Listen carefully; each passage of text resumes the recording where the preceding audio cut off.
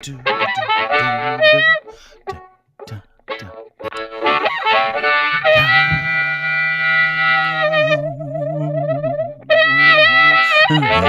everybody. Welcome. My name is Dean. We are back for another day. It's a holiday here where we live, but we're so dedicated, we don't take holidays. Family Day, that's not a holiday. That's a work day. So we're here today just for you, and a ton to get to, like a ton. So please welcome everybody. Lachlan Cross, 95.7 Cruise FM in Edmonton is where you can find him, at Lachlan Cross on Twitter. My boy James, at James D. Fiore. Blackball the podcast. He's a good one, too. Follow him on Twitter, at James D. Fiore. And please welcome home, because she's home. And James pointed out you could tell she was home due to the nice, fine china behind her. Caryma Saad, citizen reporter and journalist. Hello, Ms. Saad. How are you? Hi. Hello. That's the room where you look like you're the Oracle from The Matrix. I love that room. Yeah. So first question, I think it's probably, after the hoopla, you being down in Ottawa forever, in and amongst the people, the hillbilly disco, everything that we've seen. Have you washed? Happy to report that I am fresh and clean. Yay! All right. What was that like? Is it like when you get out of when you play in the dirt all hotels day? have showers. Just Okay. like I wasn't just that I was unwashed for 21 days. But you were among the great unwashed. It was nice to be it's nice to be back. Yeah. How long were you there for? How long were you in Ottawa for, collectively? I got there the morning of January 28th. And so I think that was the day after some trucks had started pulling in, but the day before the official convoy was to start. And I left yesterday. Mm-hmm. And what was the decision making? I guess, when they tear everything down and arrest a couple hundred people and charge 400 different charges, and I guess when the show's over. But like, what was your decision making process like to leave? Because you never know if this shit's over, right? For sure. The decision was made for me in some ways, in that the police basically, created a perimeter that got increasingly small, and at some point, it was no longer possible to go in, even by foot, unless, they were really checking to see why everyone was there, whether there was a valid reason. I tweeted about the hotel that I was staying at, which was in the heart of the red zone. I wasn't able to extend my stay and was told that, it was full. The hotel was full, which I had difficulty taking at face value. Because they let me have a 6 p.m. checkout time. So there's like an inconsistency there.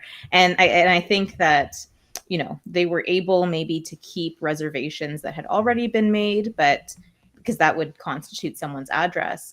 But I wasn't even able to go back to get something that I forgot. So really it was tight.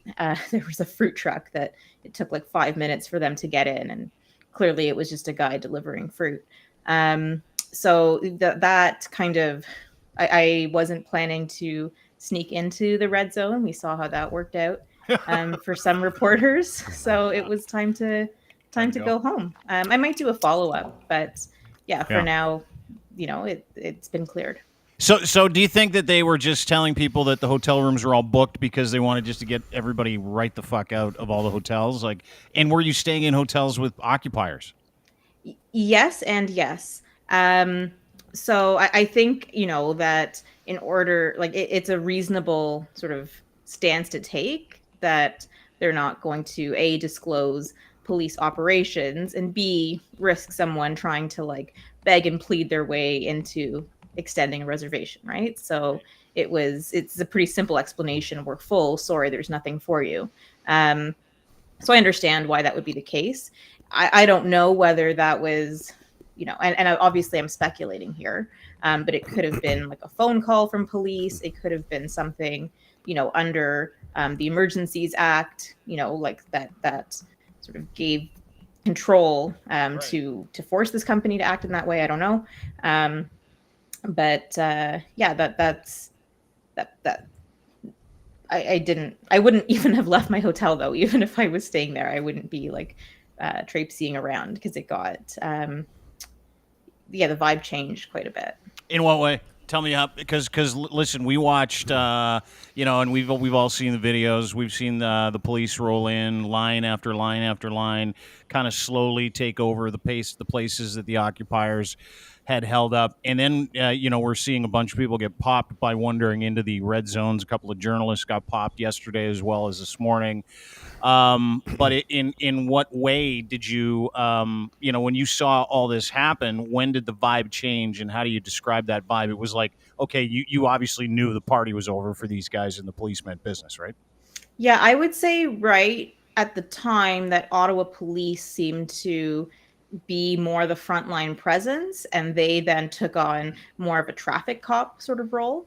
I would say that's when the vibe shifted. So even up to the point of police liaisons handing out notices, those were being crumpled, thrown on the ground, take up your garbage, we don't like litter. And I can't imagine sort of that happening to any of the men with the machine guns, or maybe they're not machine guns. Oh my God, please don't quote me. I don't know weapons. I got in a lot of shit for like using weapon words. I don't know. I'm not my domain.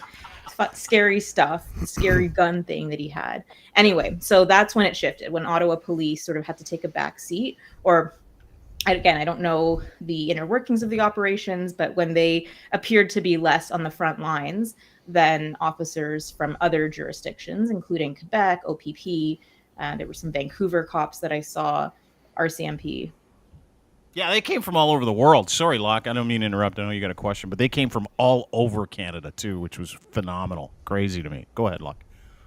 Oh, sorry. That I'm not sure anybody's going to be able to answer, but do we know is there any truth to the story that the city of Ottawa is going to sell the vehicles that they compounded?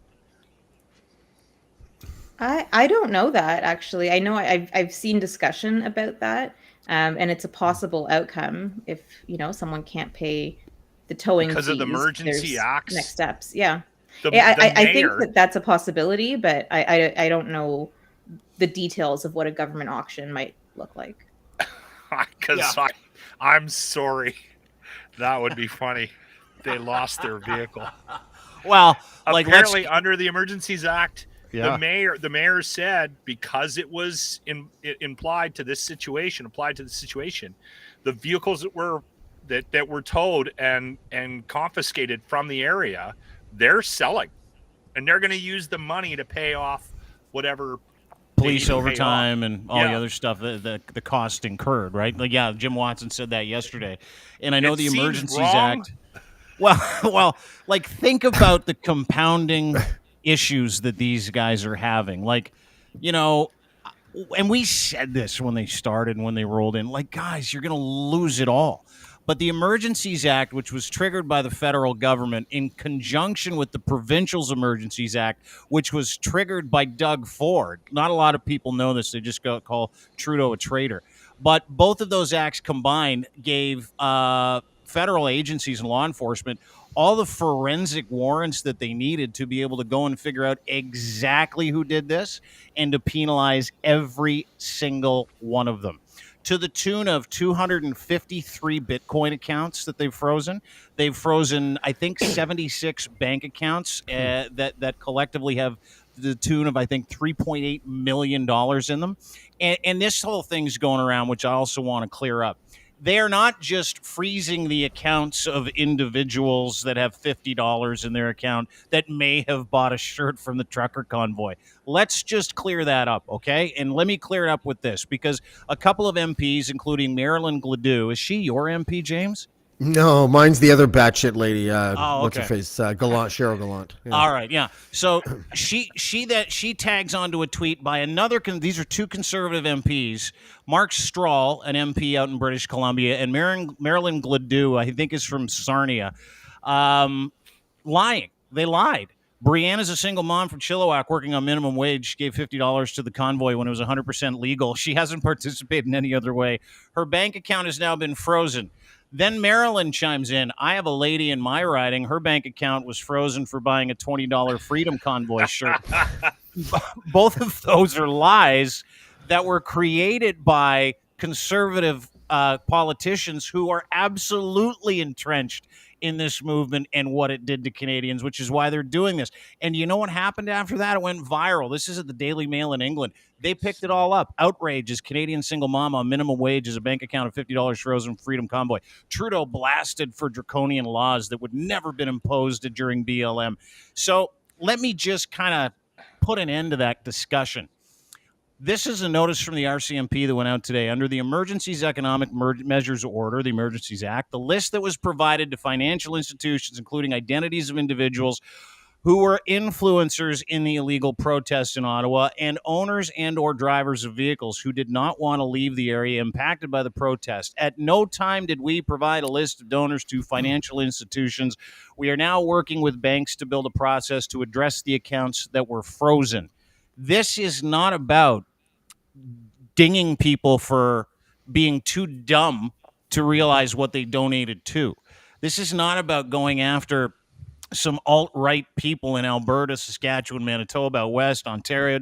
That's not what this whole thing is about, which is why the single emergency mom. She's just trying to raise her kids. Dude, and you know the fucking great part is how many people went through to go, you're full of shit.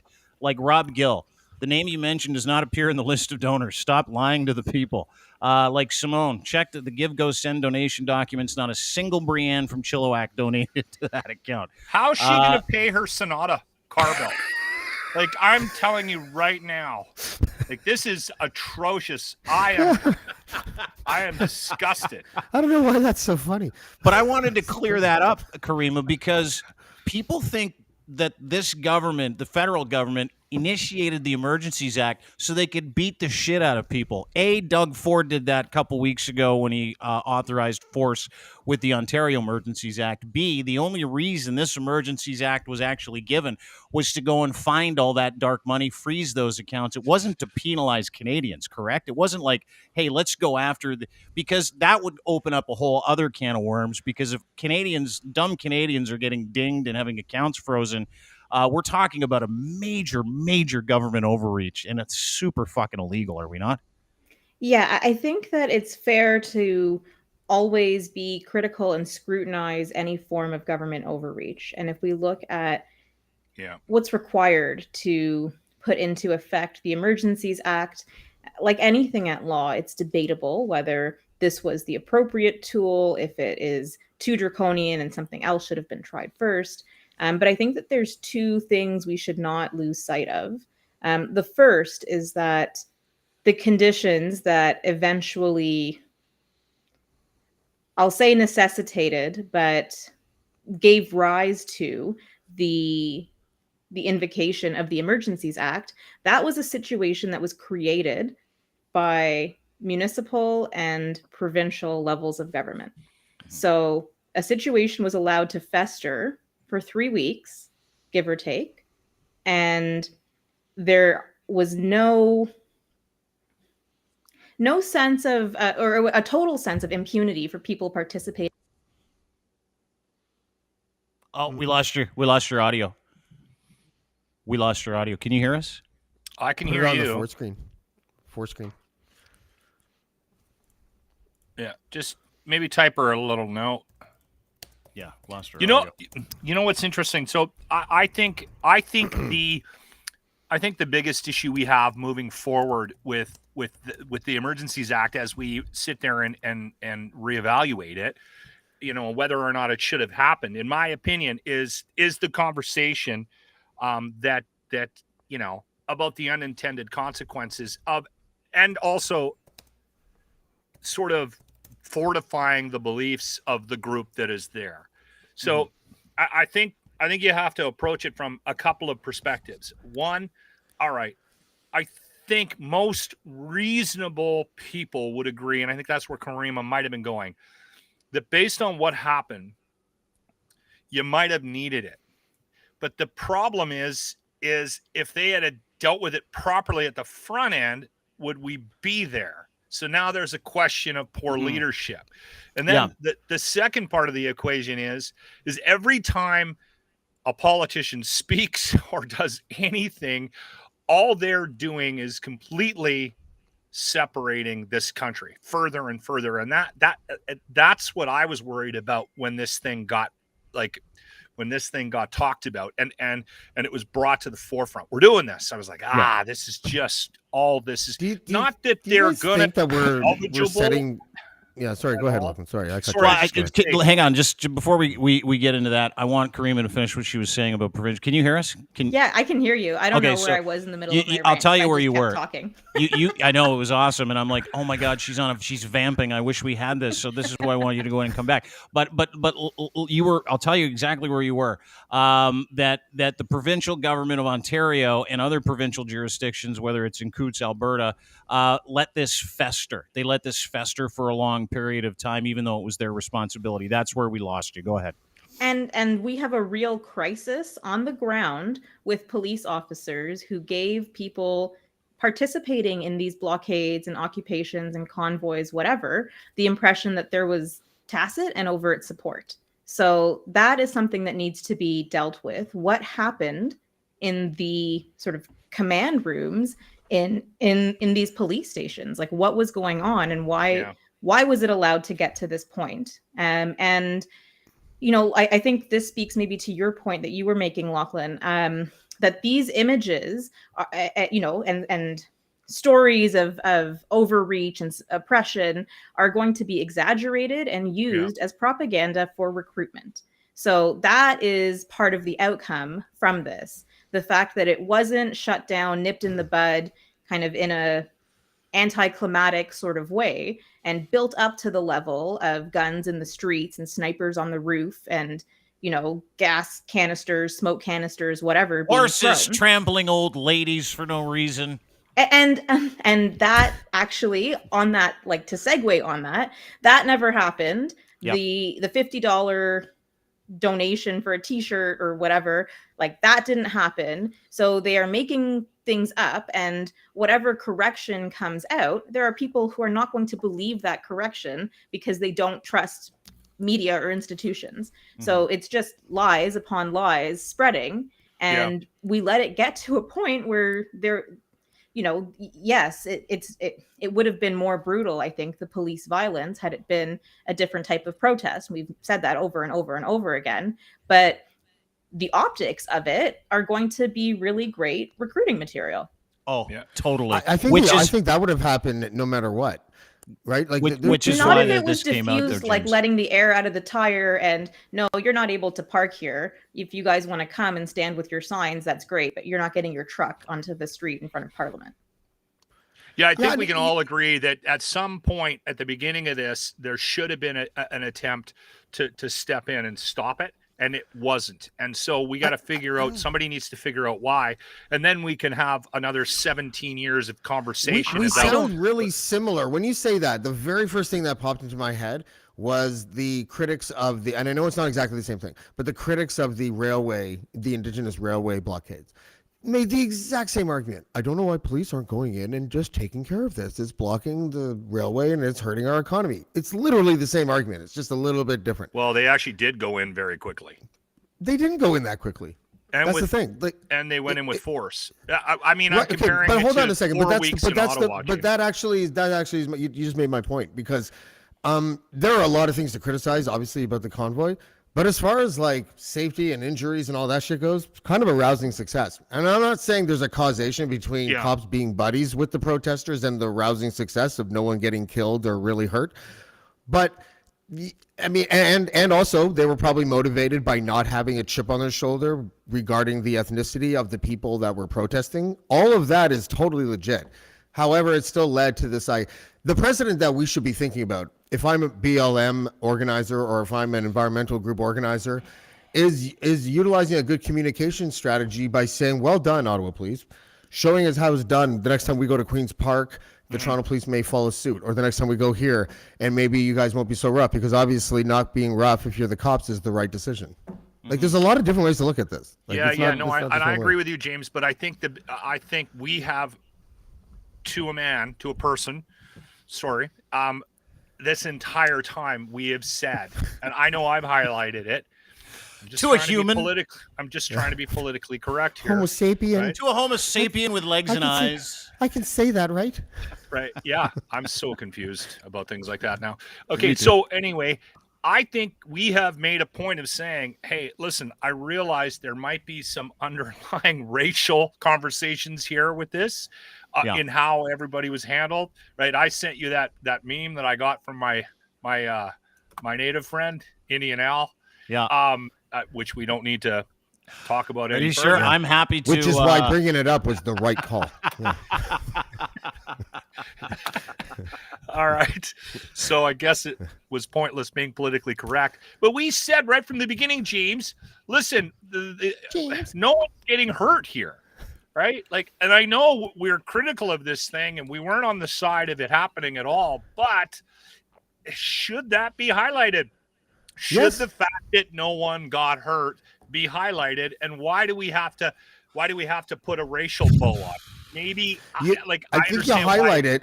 I think you highlight it for what I just said, because the next time there's a big protest and it's Black Lives Matter or an indigenous group, they should be able to say to the authorities wherever they're going, we know where the bar is set now.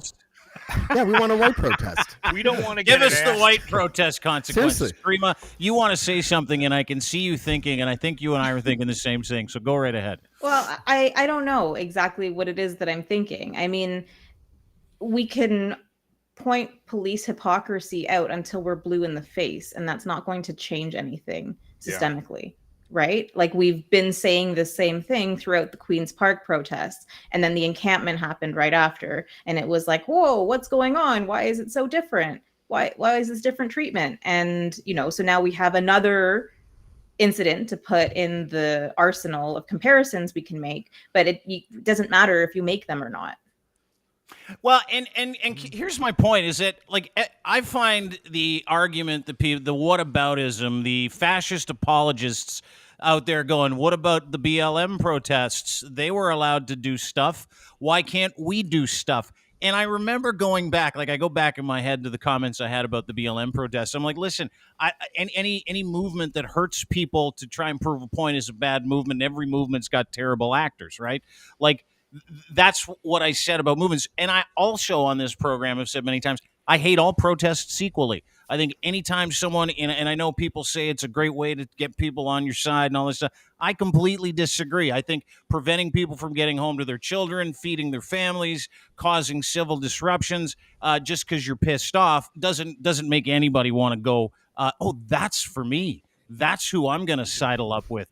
That's my crew. Those guys that just destroy public confidence just because they're pissed off. Now, having said that, there are exceptions to every rule, and the false equivalency here that gets thrown around, you've got 8,000 angry honkies literally terrorizing a city, and then on weekends when it was the BLM and the George Floyd stuff, you had people from all stripes, all walks of life, asking for better treatment for a group of people that had been marginalized, beat on, enslaved for hundreds of fucking years. So, like, and they probably got a permit to do it too, and without question.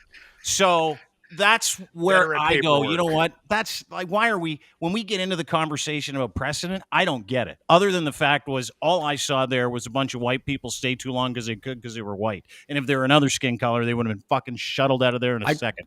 I just think you take advantage of what happened if you're a left-leaning protest group, and you use that as like the benchmark in all of your communications, and you make the public make the contrast the next time someone's heavy-handed at an indigenous protest or something. You make us remember this protest. I'm not going to forget. If I see a whole bunch of indigenous protesters getting beat up during a protest that is not as big as this, that is not as sort of like imposing as this, the first thing I'm going to think of is Ottawa. It's the very first thing. Like, I think that what happened is one of those, not Forrest Gumpian, but like, a typical Japanese proverb, right? This is the opportunity out of the crisis. The opportunity out of the crisis is to make protests less violent moving forward. And I think it wasn't just this protest. I think in 2020, we saw the same thing. I think last year when protests were allowed to have, I'm getting my years confused sometimes between 2020 and 21, but I remember that we weren't allowed to have barbecues, but there were protesters, and I remember being like, well, what the fuck, isn't it going to spread? But at the same time, looking back, there was no violence. We have had the greatest protest during this pandemic. Can we walk away from this with one? I mean, again, like I said, we can hang the racial conversation on this, which I think needs to be had. It's white cops enforcing white people, and they went winter camping for 4 weeks, right? And a black police chief who ultimately had to resign. Yeah, I think Black Lives Matter should throw a barbecue. Who was brought in, from what I heard, who was brought in to deal with the racial situation in Ottawa? Was that a mutiny that we witnessed? I don't know. Yeah. That's the word. I mean, so many the stories that we're seeing and the fallout, the people who were affected by this. Chief Slowly, he's from TPS, if I'm not mistaken, right? He's a Toronto guy, and he was brought into Ottawa to clean up the white power on the force. And the second he had to activate those guys, they're like, "We're not listening to you." That's a great question. That is a great question, Caryma. Like, what did we really see there? Because that was gross. Politically, the buck stops with him, right? Yeah. So that's what it is. But what was happening internally, we have no idea at this point. And I wonder whether the inquiry that comes out of the Emergencies Act is going to require sort of an in-depth look at that, because, his tenure has been difficult, I think. Yeah. You know what, though? Those inquiries into the situations like that, when the waters are so muddy, they quite often go, just put a stamp on it. Hopefully no one. But I'm so much more interested in that than I am in seeing sort of individual protesters scapegoated who were, like I say, given the nod and the wink by cops for 3 weeks, who clearly, aren't necessarily the most critical or deepest thinkers, right? So they took that at face value. And is that now an officially induced I error? disagree with you, Kareem. I want fucking Brianna to go down hard. Yeah. Hard. It's just such a waste. Like, I mean, it's such a waste. Our system's already stretched, but yes, accountability. But what does that accountability actually mean when you have, people who were misled to be there, people who were deliberately there, right? So it's, how do you parse that out? But it's just like, I think that is sort of a secondary story to what actually happened. Yeah. Yeah, like what the reasoning and the intentions were that went into the slow develop and what and who said what, and like that's I hope all that comes out. Like, there's so much here to look forward to. As dark as this whole thing was, there's a lot here to look forward to, like where the money came from, who were the big players, how much money are we talking about, who had those Bitcoin addresses, what other countries were involved, who from what administration, because I know Sebastian Gorka, who's been shit posting me, former Trump White House guy, also wants to be, is also a part of this, and he's tried desperately to get out from behind it. But those things, as important as they are, not nearly as entertaining as some of the bail hearings this weekend. And Ryan Lindley got a chance to live tweet a couple of them, including Tamara Lich's bail hearing, which might have been the most entertaining live tweet session I've ever been a part of. Now, these Zoom sessions, Ryan joins us. These Zoom sessions, you're familiar with them, Caryma, Zoom court. First of all, how did we manage to get the address for her bail hearing before we get to some of the goodies? Ryan? What's that, sorry? How did we manage to get the address for the Zoom hearing? Can we talk about that or no? No. Okay. I'm sorry, what did you say? I'm having a hard time hearing you. That story. So we did something illegal. We're just going to ignore that, and we're going to No, it's public. It's public. It's just a matter of they don't publicize it. You have to kind of dig for it. But we have lots of friends like Caryma. It sounds like every one of my friends justifying weed smoking before it was illegal. No. I don't smoke in the car on the way to work. I never Never around smoke the kids. around the kids. Never ever. around the kids. I go to the parking lot at lunch. You guys make Right? it sound like there's a guy named Vinny in the parking lot with like thumb drives. Do you guys want the Tamara Lich? Yeah, I have some Tamara Lich over here. with the Zoom passcode. Yeah. But It's going did to be you watch legal it? someday. Did you watch it, Karyma? Did you watch hack into a Tamara's? Zoom. I court watched a good discussion. chunk of it. Yeah. I watched. What'd you think of it? Well, This is her, by the way. She sat in the prisoner's box in an "I love oil and gas" T-shirt. Yes, Oh she my did. God. it was a That sweater, is- to be fair. What? Like a hoodie. What is this, Schitt's Creek? I What's going on know, here? I know. I love oil and gas, and my favorite is natural gas. But anyway, go ahead. Yes. Listen, you fuckers in Eastern Ontario, Eastern Canada, you don't understand the struggle we have here in Alberta. With all Yes, that yes, we sweet do. black It's called gold under your alcoholism, feet, and many of yeah, us we have All get it. right, how many of you dicks have an electric car? Okay, so Karyma, how do you Okay, take me through Tamara Lich's just an overall vibe from her court hearing, because it was banana land. Yeah, so she had some sureties, which basically are people who step in if someone is granted bail, and they function kind of as an intermediary between the court and that individual, and they are supposed to be watching over them, making sure that they stay out of trouble, essentially, and that they follow all of their conditions, that they go to court. So the sureties that Tamara brought forward, one was her husband. The other, I don't recall what This is her husband. This is her Oh, husband. His name's Dwayne. That's a husband? I Yeah. believe that's Oh, sorry, D. Wayne. I didn't mean to be unkind, Oh, but sorry, that's D. Wayne. D. Wayne Lich. Sorry, go ahead, Karyma. Basically, they get grilled a little bit. And there were just references made to things like the First Amendment, Miranda rights, things that don't exist in Canada, and really a I love it. reluctance to answer whether there was support for the convoy, Did like they what that plead the meant. fifth? And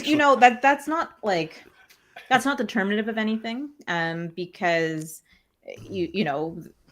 Hollywood infiltrates, and there's a lot of people who don't have a solid grasp of the legal system, and actually that is But if you're something going to that- head an occupation, you might want to have a look at the legal well, ramifications. especially of it. when part of Just a your quick, what you're like, asking for is browse overthrow. through it.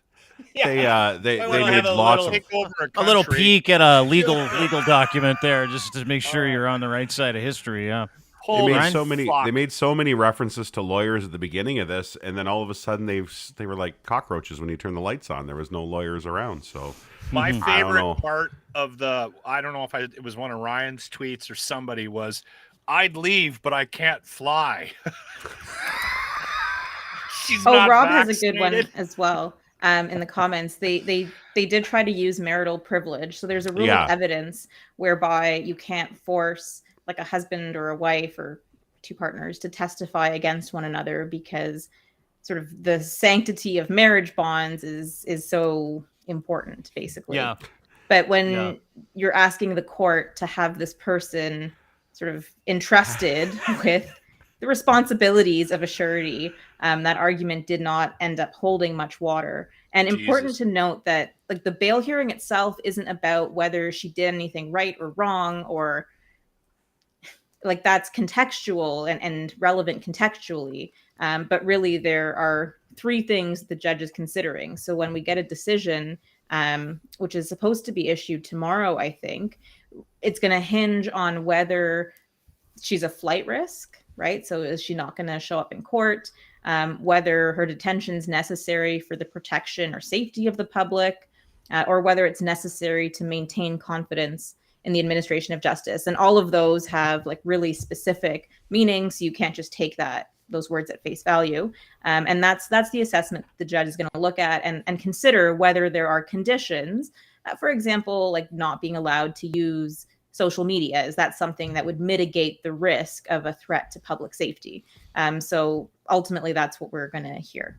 Can you? I'm a little bit confused as to what, like, if we could do a thought experiment just for a second and turn Tamara into Greta Thunberg and turn like the country into a right-wing country and she's really popular, but the exact same charges, what did she do? What are they saying she did? I think she was charged with counseling to commit offenses and mischief. So basically, and depends on how the Crown goes with it. But really, I think that we can separate between her political speech, which she is entitled to, whether she's right or wrong or misguided or not. That's one thing. But that's separate from encouraging people to break the law. And she live streamed several press conferences, looking very sort of Al-Qaeda-esque, where she was counseling people to break the law. So, that like civil disobedience, break the law. They tried making that argument. I think Gandhi's name came up at some point. Tell me, JFK did. JFK and Yeah, not necessarily by her lawyer. I think it was in the context John of the Lennon. decision.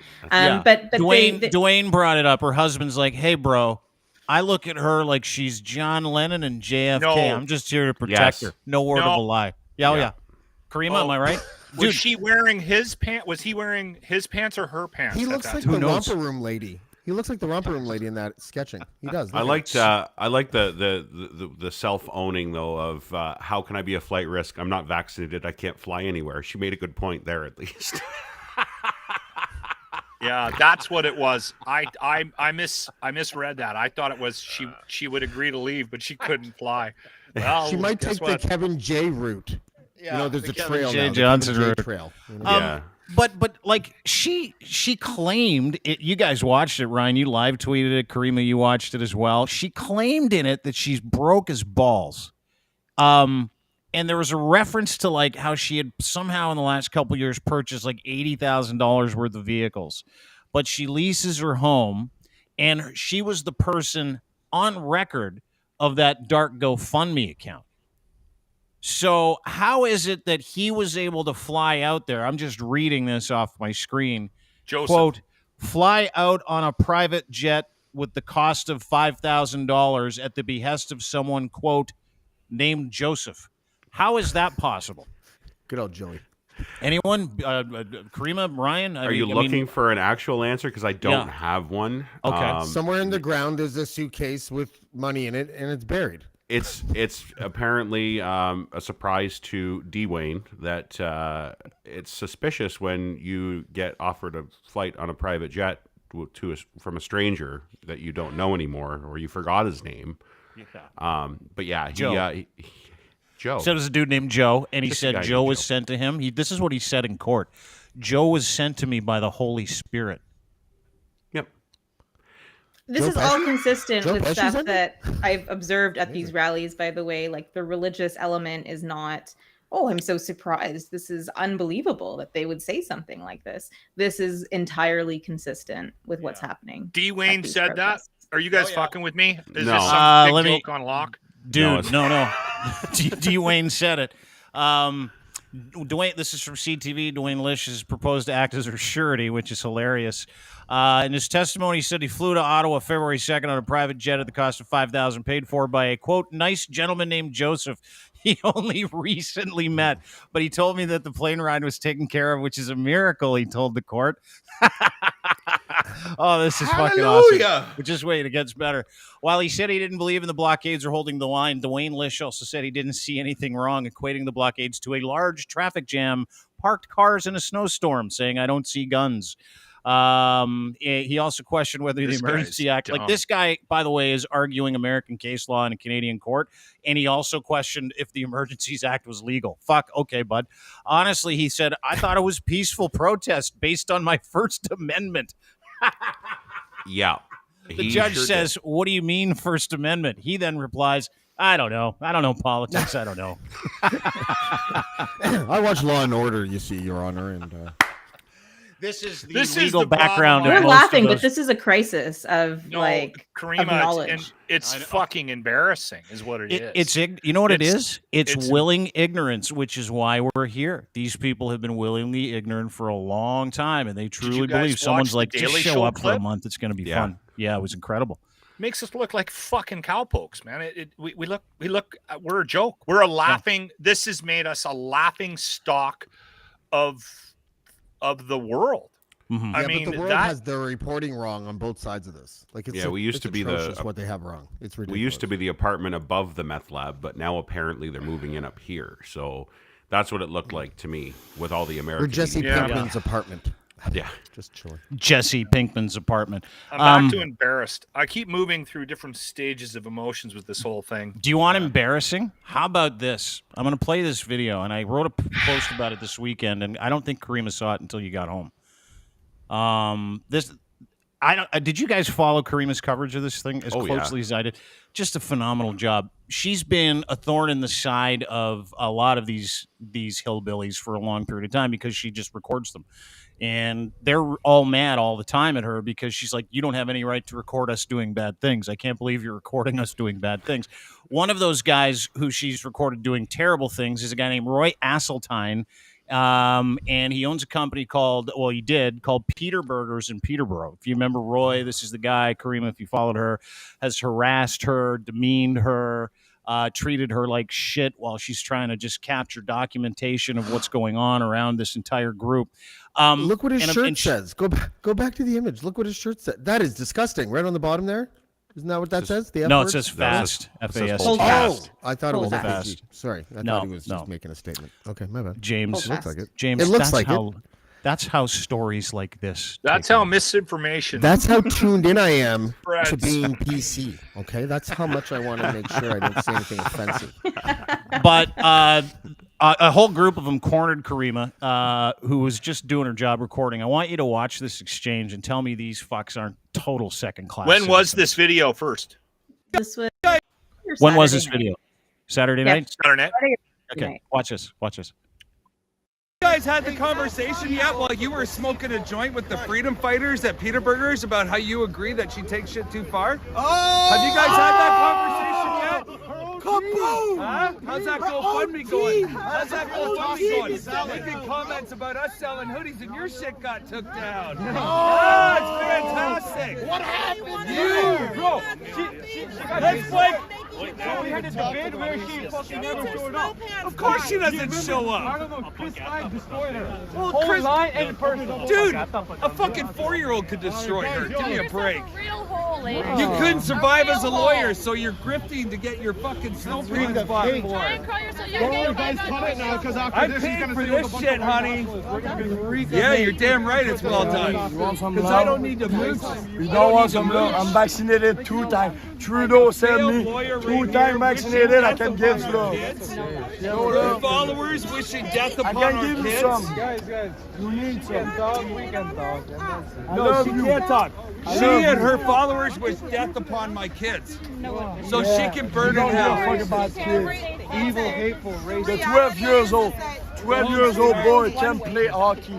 Can play hockey, 12 years old boys. Because he's not vaccinated. You just need to read her Twitter for 5 minutes. I am a square boy.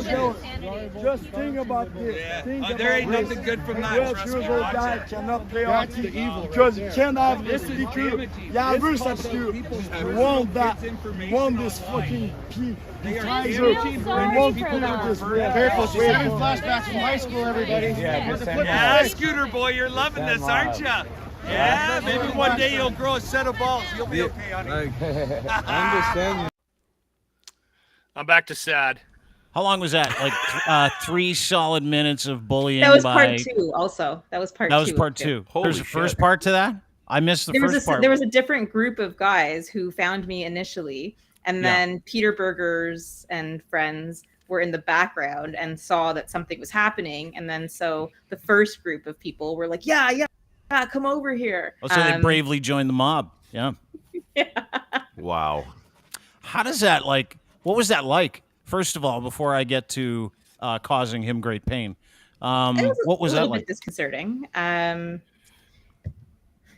mean, I've interacted with these people quite a bit. So I think I have a sense of their background more than they know that I know about them. And kind of, I always have an exit strategy regardless. So it's more just, it's embarrassing. It was an embarrassing display. Not embarrassing for yourself. No, not for me. It was embarrassing for him. It was embarrassing for their friends. Personally, I am appalled and shocked that you smoke weed. I don't even know how I'm going to move on from here. I'm logging off. The amazing part of that exchange was, I just want to go home now. How many white people it took to lose to you with you not saying a word. The first group of people were brown, so I will give them that. Okay. The 4 brown people at the protest found me and were not banned. All 4 of them. The 4 brown people at the protest found me. And they got the juice from the white guys got the juice from the brown guys to come over and They had their blessing. Yes, that's how it works. A cultural blessing. You can of bullying and treating you like shit. And if you were any other person, I would go, let's go there now. But I know that you took care. But what a loss! Like what a fucking absolute L those guys took. And the best part was the end of the video after literally 3 solid minutes of bullying, racial profiling, all the stuff, like just fucking 10 white, angry, dumb fuck hillbillies standing there screaming at you, embarrassing themselves, going, how does it feel? Like they're 6. How does it feel to have your money taken away? I'm like, this, and it's like, all I could see was like, you racist fucks, come to my house right now. That's all I could think is you racist fucks. I have several friends that would like 5 minutes alone with all of them. They are the dregs of society. They are fucking evil, shitty, awful, scummy, useless, second-tier citizens that are not Canadian. Kareem is Canadian. Roy Asseltine, owner of COVID Burgers, which is now shut down, it's actually is his a wife walking. who owned it also. Oh, his wife. What's her name? Nicole Coomer. Nicole who? Coomer. Nicole. Oh, she didn't take his last name. Smart. Get out, Nicole, while you still can. You're married to a fucking absolute piece of shit. And I don't think you should be able to sell food if you have the word ass in your last name. It should just be a rule. So, I think you know what they did? You know what they did prior to James. this whole thing? Before they got shut down, you know what they did? They held a sit-in at Peter Burgers and they made floor burgers for like 24 hours and tried to sell them so they could make a little bit of money.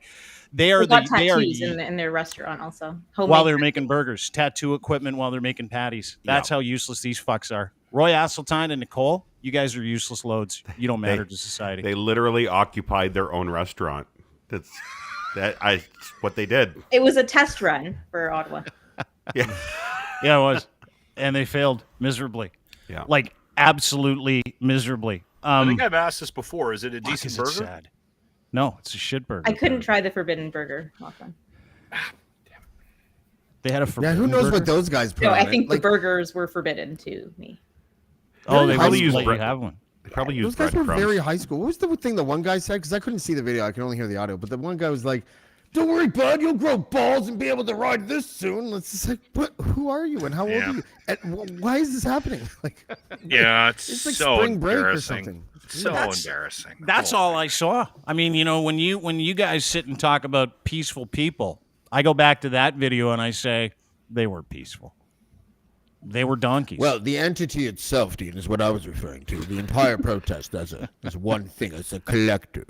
Yes. Thanks, Randy. A collective effort, yeah. I did see numerous coverage in the States, clips and whatnot, and almost every single one of them said this would have been handled very differently down here, and it didn't matter what side of the spectrum politically either. So there is that was an interesting thing. Another plus for us, Yeah. Yeah, I don't know if we gain any points though from this. Can we have a talk about the word bud? Can we talk about that word a little bit? Why? I heard it dozens of times in videos that there's controversial things happening, and like someone's trying to take a flag away from someone. And all here's, "Oh, come on, bud, come on, bud." And I'm just like, holy fuck, this is going out all over the world. And like, is that an Eastern thing? I feel like we're all like, it's not an Albertan thing. No. Yeah. Yeah, I think that's it's an Ottawa thing. Valley thing, I think. Is it? Mostly. Yeah. Well, they say it here. When I grew up in Whitby, in Durham region, and if anyone called me bud, I immediately took it as an insult. I was just like, oh, like, what do you mean? Like, oh, hey, little bud. Like, I took it like Gilligan, like someone was like trying to be like that. And then I moved here and like, people were calling really big dudes that could clearly beat the shit out of the other guy Bud, and I was like, this is fucking weird. And now everyone in the Ottawa Valley calls, which is a little bit confusing because I thought everyone at that protest was from Alberta. Well, it was in Ottawa, except for the 4 brown guys.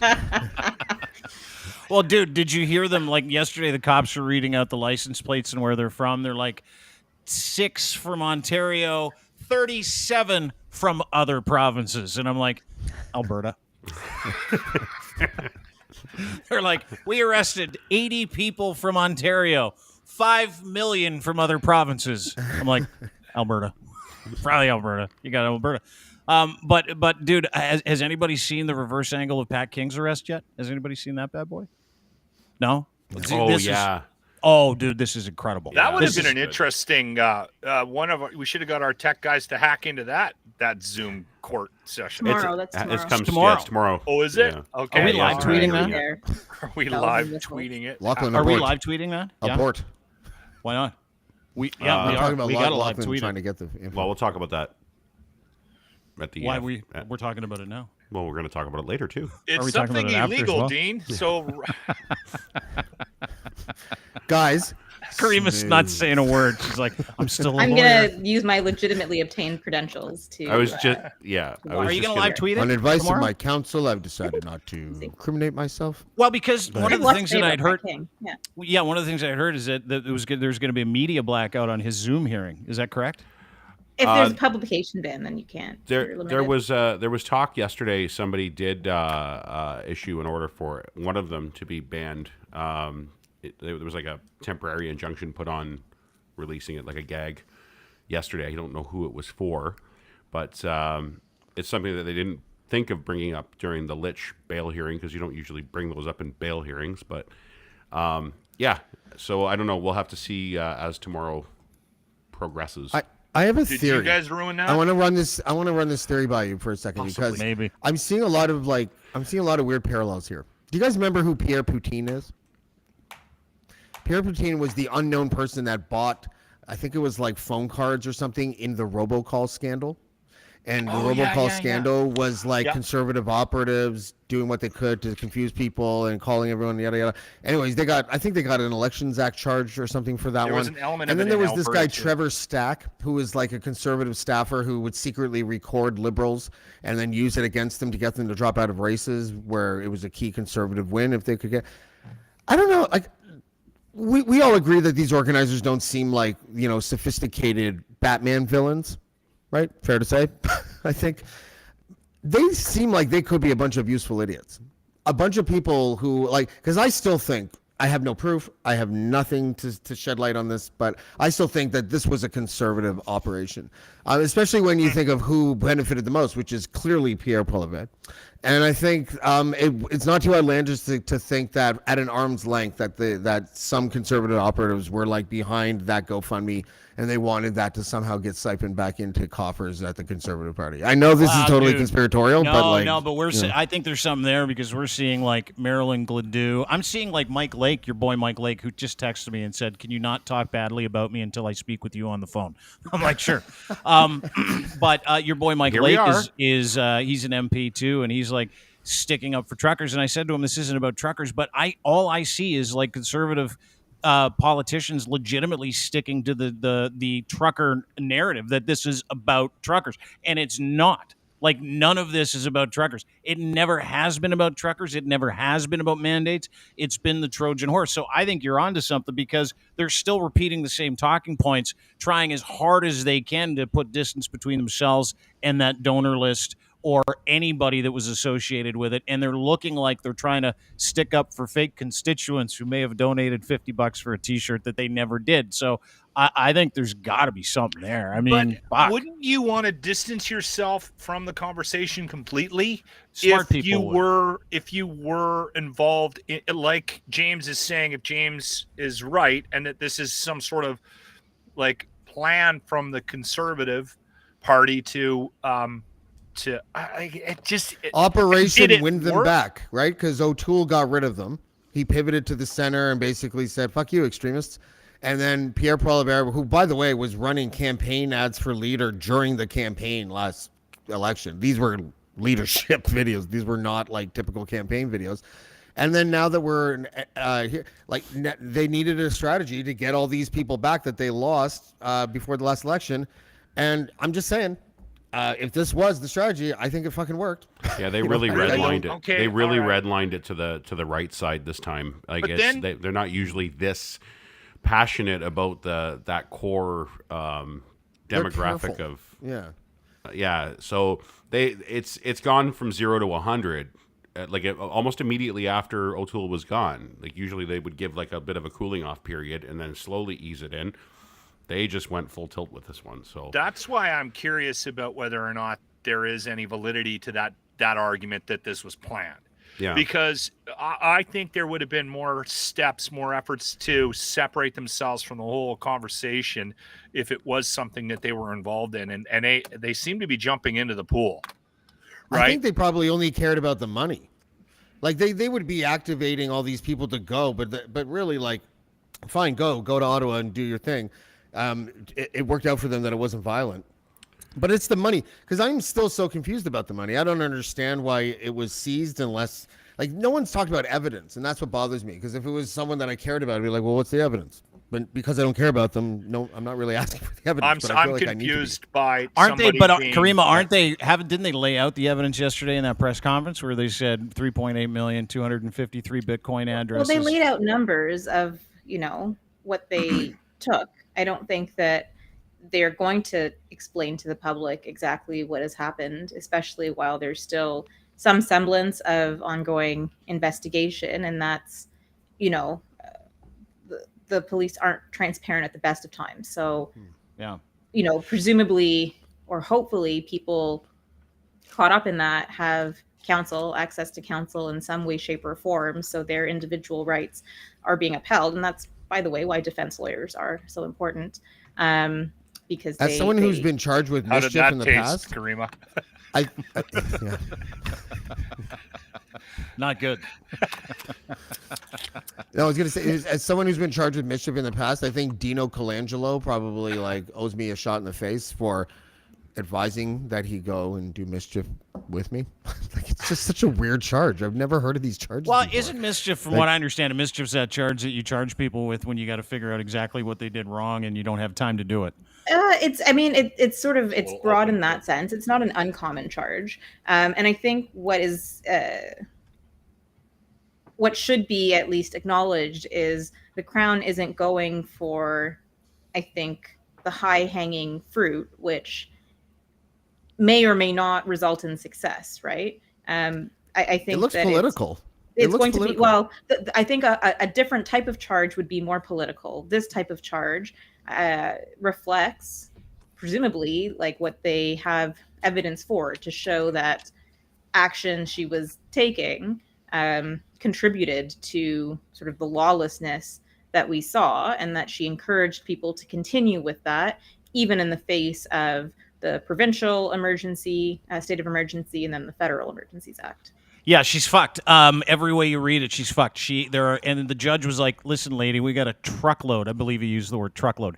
A truckload of video evidence of you encouraging people to break the law. That was the well Crown's after we put these emergency orders in place. So sit down and shut up, which is why I believe she's still there. But listen, we're talking about low hanging fruit here. In my mind, you say high hanging fruit. Tamara Lich, Pat King, whatever. When are they arresting Randy Hillier and Maxime Bernier? Let's start talking about that. I'm going to play you a video. If these people are getting popped for counseling to commit offenses, let's have a look at what Randy Hillier's body of work looked like last week while he was telling people to commit crimes. Watch this. In politics, we often hear an excuse. An excuse. A cliche. Have you ever heard that excuse? Is that the hill you want to die on? Anybody ever hear that? We hear it in politics all the time. You don't want to die on that hill. Well, I'm telling everybody, and I'm telling that coward in the cottage, this is the hill we die on. So there he is saying this is the hill we die on while the horns are screaming. That is Caryma's video at Caryma Rules is where you can find her. Not done there, not telling people to die for this cause like they weren't there to die anyway, and they didn't. They're fucking pussies. They all left willingly. Like 80% of them are like, oh, sorry, we'll leave. Anyway, so this is... Still a good thing. Still a good thing. Yeah, not bad. Watch this one. Truckers go the distance. Come on down there and be with the truckers. People in the comments are talking about the Windsor Bridge. Do you have anything to say about that? I heard that the Windsor Bridge is still closed as of today. A lot of the protesters have left. I hear that there's more coming in, but we also know there's a blockade at the Sarnia Blue Water Bridge, and on the other side, Port Huron in Michigan, the Americans are blocking up that side of the bridge. We also know the Peace Bridge between Buffalo and Fort Erie is closed up. The Cornwall Bridge in Eastern Ontario has been closed up. And now there's also 2 blockades in British Columbia, one at Surrey, one at Soyuz. And it was just marvelous seeing the strength and resolve of Canadians at that Manitoba and Alberta closures as well. They stood tall, they stood strong, with resolve, and the RCMP backed down, and Canadians are standing up and being tall. So where we are, there's somewhere close by, you can join the freedom movement, you can show your support for the truckers, and let's get our freedom back. Where do you think this movement is going? This movement is going where it has to go. Restoring Canada to normal. Restoring Canada to freedom. And Canada is leading the world in the charge for freedom. So if that's not counseling to commit a crime that like 191 people have already been arrested for, what is, Caryma? And not just those videos, but this video. Let's deal with not just fucking Randy Hillier, but how about his buddy Maxime Bernier here in the war room helping organize? I mean, involved in every meeting, involved in fundraising, involved in tactics. When do they get arrested? It's such a good question. And I know that they are both already facing charges in different provinces, I think, for other aspects of their support for COVID denialism. Yeah, they were breaking get together laws. Yeah, like gathering laws. That I don't know if it was mostly like provincial offenses, or if it is criminal. I'm not sure what they're charged with. But on the one hand, right, like there's a pretty strong convention that politicians, especially if they're sitting, right? So this wouldn't apply to Maxime Bernier because he is a loser and doesn't have a seat. But, there's this general idea that there's a chilling effect if somehow their political speech is curbed, right? And so the idea to not want to use sort of the arm of the law to prevent that because that's a bad precedent. But I think that just observing Randy, for the past year and a half, I think we're well past that point. And I think that a case could be made that, in fact, he's counseling to commit mischief, extortion, potentially, obstructing police, intimidation. Like there's any of those, I think, are viable. So whether it will actually happen or not is, a question for police and or Crown prosecutors, but I'm not sure the likelihood of that actually coming to pass. Have you seen enough as a lawyer? Have you seen enough out of both of these guys in weighing that against the people who did get arrested? Have you seen enough to say, hey man, there's a fucking like really, really, really good reason or several to make sure that these guys are held accountable too? I mean, so I don't work in a Crown's office and I never have, right? So I don't really know. I mean, I can imagine what sort of determination goes into that. Is there, some reasonable prospect of conviction? Is this in the public interest? I think that I would probably answer yes to both of those questions. But again, that's not I don't know. Like if you were called on as a defense attorney and that was your client and that evidence was put in front of the court, would you be nervous? I mean, we're not having a great day, right? Yeah. This should be a drunken disorderly case, Your Honor. Well, again, Yeah, is it not- worth it's it? not great. I think that's the better conversation here. Is it worth doing it right now? Because You know what would Oh, happen? absolutely. If not now, then inflating- when? Like, if Absolutely. It not would now, then when? destroy Randy. It would destroy Randy's political career because it would be almost expected. People would be like, "You wanted to get arrested." That I would think it would destroy actually his help. career. I think it would actually help Bernier. Weeks ago. I really do.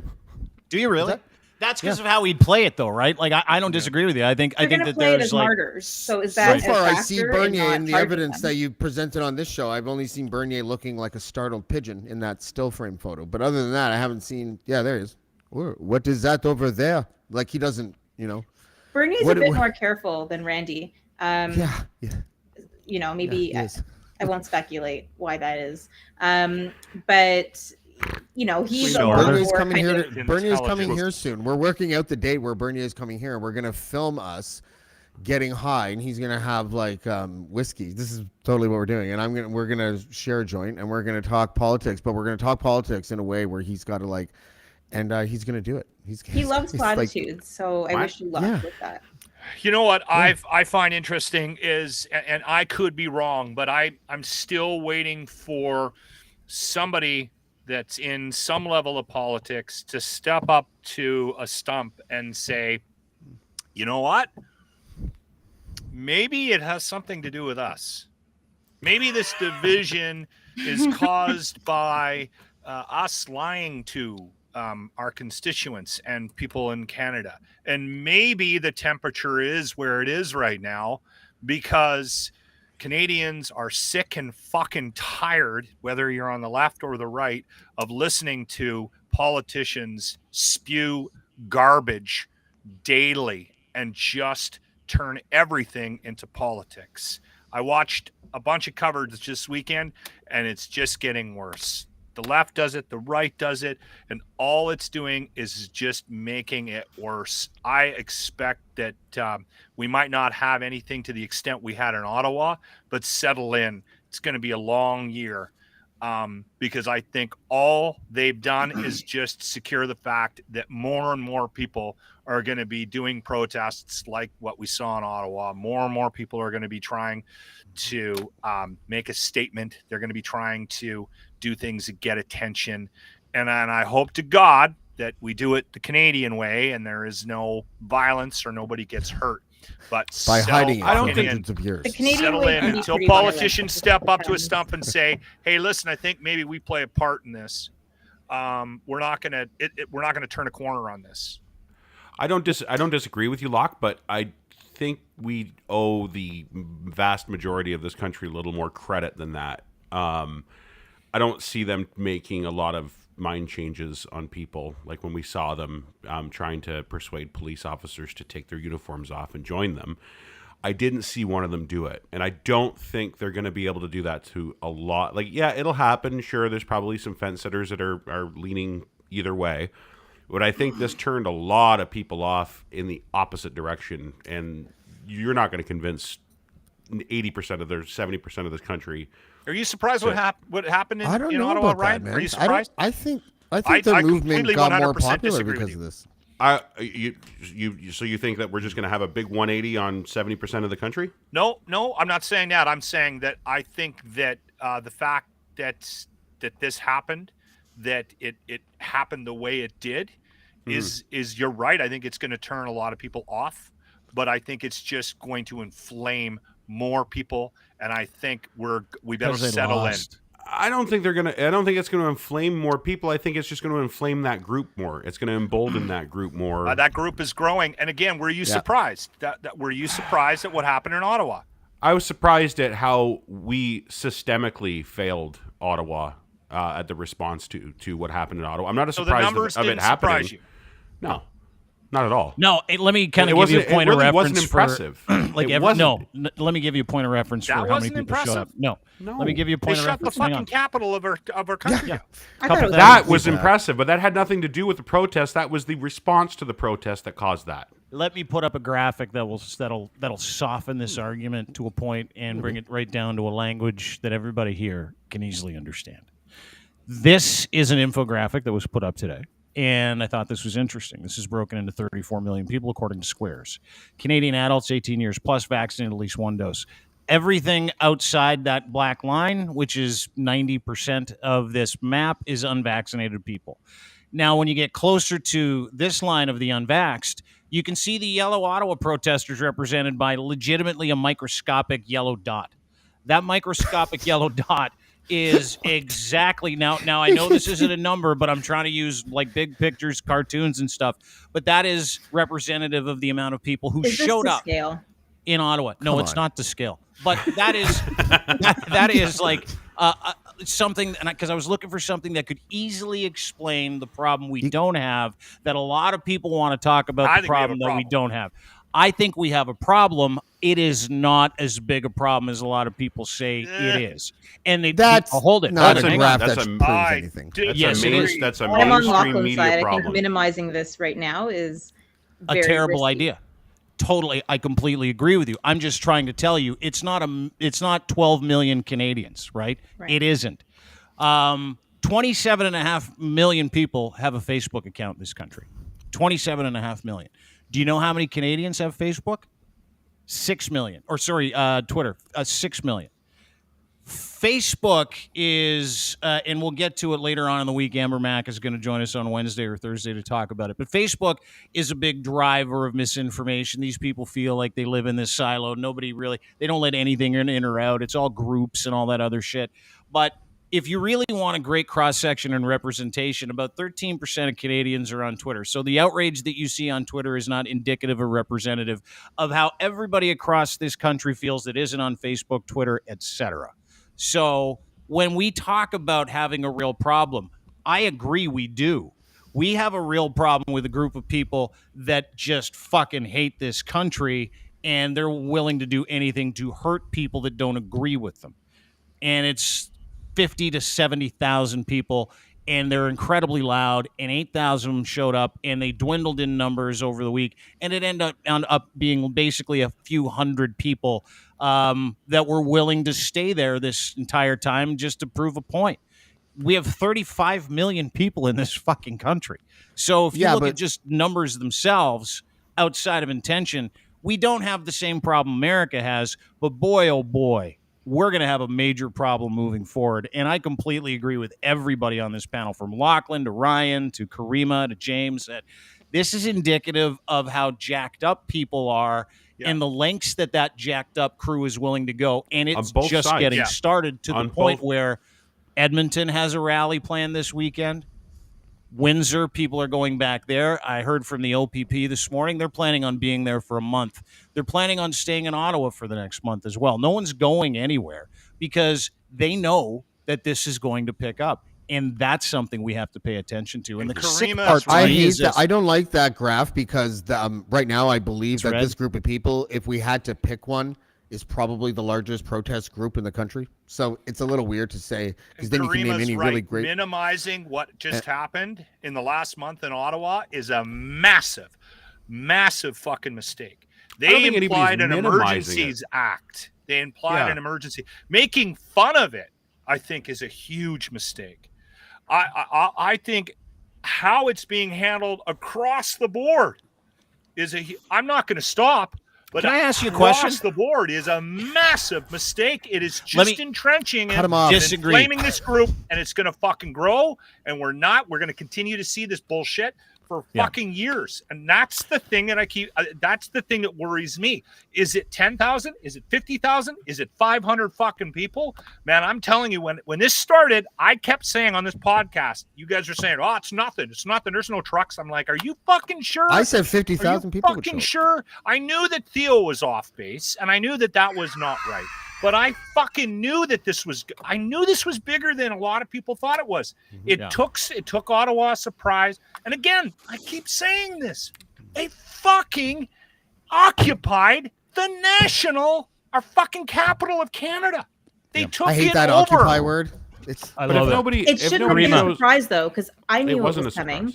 I'm not an intelligence expert, So if I was able to ascertain that there is something happening in Ottawa, I'm sure police were aware something was going to be happening in Ottawa. And I think, Lachlan, to your point, people get radicalized when they are isolated and disenfranchised. And it would be, I think, a disservice to unduly focus on, oh, this poor group of people who think they're marginalized. How can we speak to them? How can we fix that? Like, that is an element of the conversation. And yes, I think we need to maintain room for empathy, even where people have acted deplorably, because I don't genuinely believe that anyone is irredeemable. I don't believe that, but like this is a group that we are at a very like critical juncture, and I obviously make fun of everything in the way that I cover things, so I don't mean to be a hypocrite about this, but yeah, like being cautious or at least mindful of how this is dealt with, because we could 5 years from now will look very different one way or another. I'm pretty sure I have to tell you, this is our Frankenstein, though, isn't it? Isn't this our Frankenstein? Like we spent the entire pandemic. I don't remember the week or month or whatever where we all went as a country. Let's try to be understanding so that this important group of unvaccinated people can get vaccinated and we can all be safe. When did that happen? Because I don't think it never did. Right. No. So we have a responsibility to play too. Like we bullied, we had, and I mean this in the historical context, so no one fucking send me letters. I've gotten too many letters lately, but the unvaccinated became our dirty Jew. Do you know what I mean? Like the thing to hate for no reason at all and to label it and da-da-da. And we were really hung up on the fact that we disagreed with them, not the fact that, like, that old adage I say from time to time about how it's better to be effective than it is to be right. Well, there's no comparison to the dirty Jew and an unvaccinated person. But he's using it as an example of how they feel, Ryan. I understand. Yeah, I understand that. But their feelings are invalid if that's the case. They can't feel that way. It's a totally different. That, you're doing the same thing that we've been doing now for months. Softest. No, I think we have to push back on the things that are objectively and historically wrong. Lies. Yeah, where that's a Holocaust denial fucking trope. But James didn't bring it up as a equalization reference. He brought it up to I brought it up to show blanket discrimination. That's all. I'm not. He's not. I think he's being accused of something he didn't do. But I understand what James. Let me get back to. Sorry, James. If that's the case, let me take over because we'll make it a lot easier. Here's the thing. This is what we're all arguing here. Is I see people going, well, the left and the right. Well, if we only listened. Well, if we just didn't make fun of them. Fuck you guys. Honest to God. Like, you're talking about trying to coalesce with a whole bunch of people who don't give a fuck about you or your safety or your freedom. Are you fucking joking? Like, we're sitting here. No, hang on. Let me finish. No, let me finish. Because I sit here and we all sit here. I've got 1,300 death threats in my inbox from this group. 1,300. 1300. And we're sitting here going, maybe we should listen. That'll help. Fuck them. No one said that. Fuck that. No, we are. We're all saying, let's all be nice to this group. Let's not make fun of them anymore. Fuck that. This is a choice that people get to make today. Let me finish. Between being right or being wrong. And what is wrong is that we have a group of people who think it's okay to hurt others and their freedom and their safety comes before the collective good. Yours, and yours. So that's wrong. Where I come from, how I live, that's wrong. And to prove a point, they're willing to hurt people, cause job losses and economic disaster in this country. We're not agreeing with what they're saying. Take over borders. I know you're not. I'm not. But what I'm saying is, I am not listening to any of those people and what it is that disenfranchised them because they're fucking professional victims. And that's why we're stuck where we are. Because that's the response we've had to it.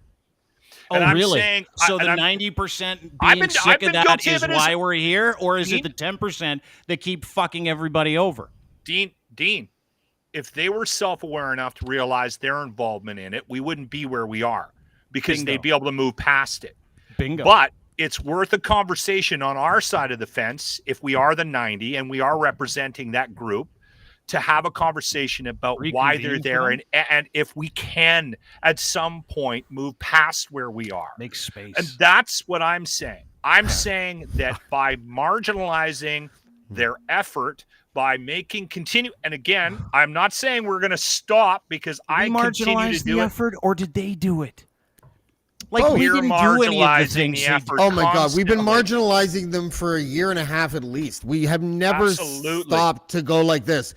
All right, we can marginalize next week. How about we take a few days and try to get them vaccinated? How about that? We never did that. We all did. And then when I say we, it's the royal we. The government never royal did we. that either, right? Like, you know, and when you, the only thing I disagree with what you just, I disagree with a bunch of it, but the one that when you say it, I think to myself, no, that's incorrect, Dean, is the one where and I know there are some that do this, but as a collective, they don't want to hurt us. They don't believe in the science, so they don't think they are hurting us. And there's a massive difference between wanting to hurt us and don't think you are hurting them. Like, you That's know what I'm actually saying? a Like, good point. How do we get past them actually thinking they were in Ottawa to help everyone, and thinking that the majority supported them? That's the rub. Not to insult their intelligence, but there was like 12 people in Ottawa who the whole time thought they were in Oshawa. So, you know. Not the best time for a joke right now, James, and I am very bothered by the fact that I'm agreeing with you on a lot of stuff right now. So I I'm going set to up that fucking Dean drink that belly off my laughter you hear system right tonight. now. If it wasn't for my bad joke, you wouldn't have interjected, and Dean wouldn't have laughed or a This whole exercise was just Dean and I trying to bring you guys closer together. No, that's like, all. listen, I'm open to being wrong, but I want to defer to Caryma because she's not a white dude. Am I wrong? So I think that the way we consume information has changed so drastically, and that's part of what's at the root of this, right? Like, we get it off of our social media networks from an account that we trust, you know, and the traditional news sources are still there, but have a weakening grasp on the hearts and minds of the population. And there's a lot to unpack in how and why that happened, but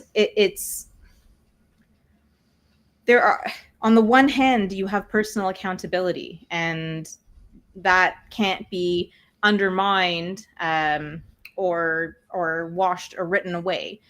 But I also believe that there are people who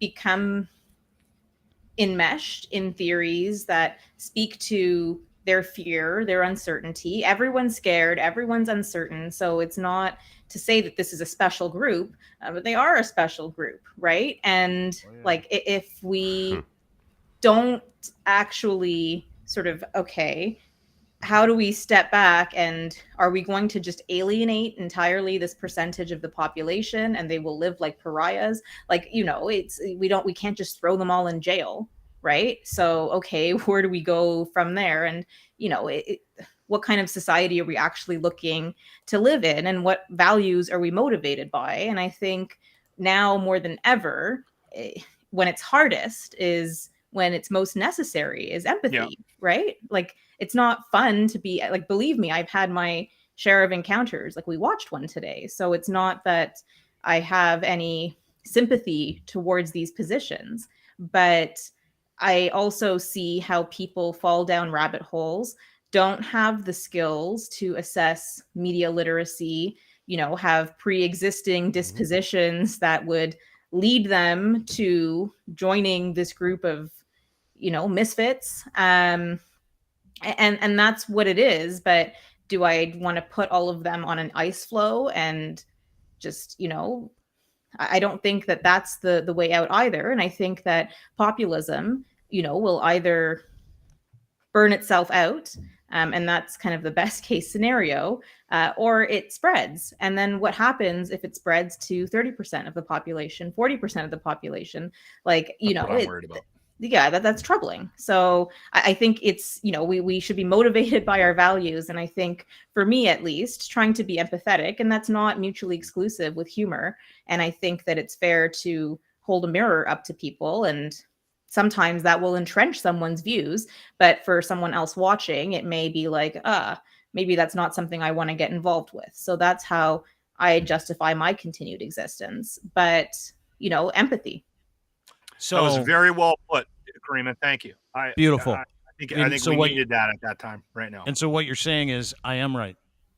No, actually, she's not. Not only that, but if I said that, you would have been like, fuck off, James.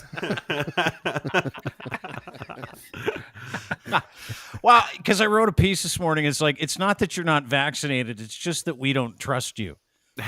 Because really, at the end of the day, that's what this says to me. Like, I've said this many times now. What was true yesterday might not be true today, right? Like, I'll eat next to someone who's not vaccinated. I really don't care.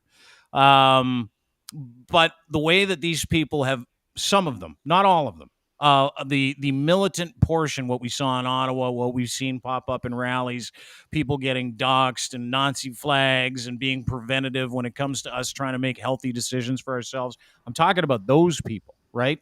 I'm not talking about the Brienne from BC. Who Listen, Buck, as soon as Brienne goes down, the better off we're all going to be. Brian with an E. Is that a joke, Lachlan? Is that innuendo? Is that what you were doing there? But I'm serious in what I say is that I don't trust the values of an individual who has acted like what we just saw this last weekend. I don't trust being around that person. If I'm in a movie theater with any of those people and there's a fire, they're the first people out ahead of their kids. So like that's got everything to do with my judgment call about these specific individuals. When it comes to not being vaccinated, I don't give a fuck. You know what gets my attention, and I say this all the time. If you're willing to hurt somebody to maintain your privilege, that's where I get bothered. And it's like all the fucking time. What did we see though, dude? What did we see all weekend? They don't think. It's like you're talking past them because they don't sit there and go, I'm going to hurt these guys by not getting vaccinated. They're like, these guys are safe anyways because the vaccines don't work and the fucking thing's a hoax. They're not trying to hurt you. They just don't know anything. Kareem mentioned sitting in a truck for 22. Sitting in a truck for 22 days, laying on a horn hurts people though. That's the thing. Ryan, they don't see it that way. It's gone past It's like World Cup in the nosebleeds. Yelling at kids when they walk into vaccine clinics that they'll never play hockey again. Yeah. That's not about the vaccine. Those hurting people that did that were awful. You're going to find a bunch of other people everywhere. You know what the weird irony was? You're not going to like this, but the worst crime that was committed in Ottawa were those two communists that tried to burn that building down, and then it turned out it was a hoax, and they tried to blame it on the right. Yeah, I don't think it was. It was out on. No, we don't now. Yeah, it wasn't, and then it was, and now it's not again. So we don't know. Oh, is it? Okay. Yeah. Kareema brought up two things that I thought were worth repeating. I mean, the one comment you made about personal accountability, I think the struggle that we are going to have moving forward is this victim class that is growing and growing. In my mind, not everybody on this panel agrees with me, growing. If you can take this Ottawa thing out of it and just have a conversation about this piece, that victim class, the numbers are increasing. And I think there's a lot leading to that fact. Social media is a big part of it, but personal accountability is something that I think we struggle with as a whole. Like as a whole, we're not self-aware enough to be to understand what that means, right? Like, and that's the thing that's changing the dynamic of Canadian, like, and the perception inside and outside of the country as well, which is bothersome to me as well. We were a country that actually gave a shit about others, and did things for our neighbors. And the more we have stuff like this happening and the more separation there is, I think there's going to be less of that. And then the other thing is, here's something that we need to consider. Justin Trudeau is running our country on what? Just over 30% support of the country. Yeah. He's our leader. How long does it take before that motivated piece becomes a party, becomes something that we're all of a sudden dealing with forever, right? Yeah. That's another thing that I think we should be concerned about. We talked about this last night on the phone, and I was like, wonder if he should quit. I think he should. I think it would do At this point, Everybody. Well, not now, but like I wonder if he should start like thinking about just. And listen, I'm throwing this out there because we're all so fucking sick of the political climate in this country, right? Yeah. Like change is as good as arrest, so to speak. Mhm. I wonder. I'm just kind of putting it out there, but maybe not. You know, I it's just too don't- bad I don't too, know 'cause about it at this point. Jagmeet Singh has all that capital to. No, wait, he doesn't have any political capital because he's a horrible leader. Never mind. Go ahead, Ryan, please. Well, that's what I was going to say. Like, it's almost like looking at what happened in the States. What are our choices, really, at this point in time? Especially if we were looking at it now.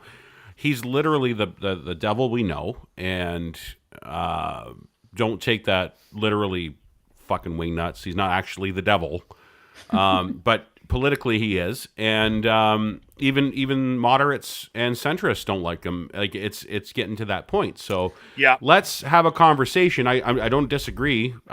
Where we can find somebody, if they even exist, that could There ride would that be a- fence That out a of the little equation, better. Ryan. Take A that. We coronation don't have would take anybody place of standing Chrystia behind him Freeland. to take his place. Take that. Not out at of this the point. Chrystia You'd be looking Freeland. at Chrystia No, Freeland. you don't. But what Yeah, you Dean do. is saying is, Dean's right, and this is worth a conversation. Based I'm right on because you hate his guts. That's one of the things I said to That's Locke exactly last it. night. I'm like, dude, you have, one thing I love about you is you've maintained your hatred for Trudeau through this whole thing. I and can't appreciate I that. can't stand him. The best thing Trudeau that would owes the happen is- pandemic for not resigning yet. Don't forget, it was only 4 months after the blackface scandal that the pandemic started. So that was basically a pause in everything. Like everyone got the pause button hit, and then here we are. Chrystia Freeland's probably and going to Trump. get. He owes Trump a huge favor because we were so Chrystia Freeland's probably going to be hyper-focused on him. coronated, I would imagine, as the next leader of the Liberals, and then Mark Carney's going to be in that mix somewhere. And you know what would be really good for the country if Mark Carney would run for the leadership of the NDP, because then at least we would have some sort of like Jagmeet Singh is not going to attract a large swath of voters. I think he's probably a really nice dude. He's not an effective leader. He just isn't. Like he's had opportunity to fill in a vacuum with some sort of like whatever, and all he's got is like TikTok videos and the I fact love that he those looks like TikTok Aquaman when he videos, though. takes They're off his awesome. turban. You know what I mean? Like Dances.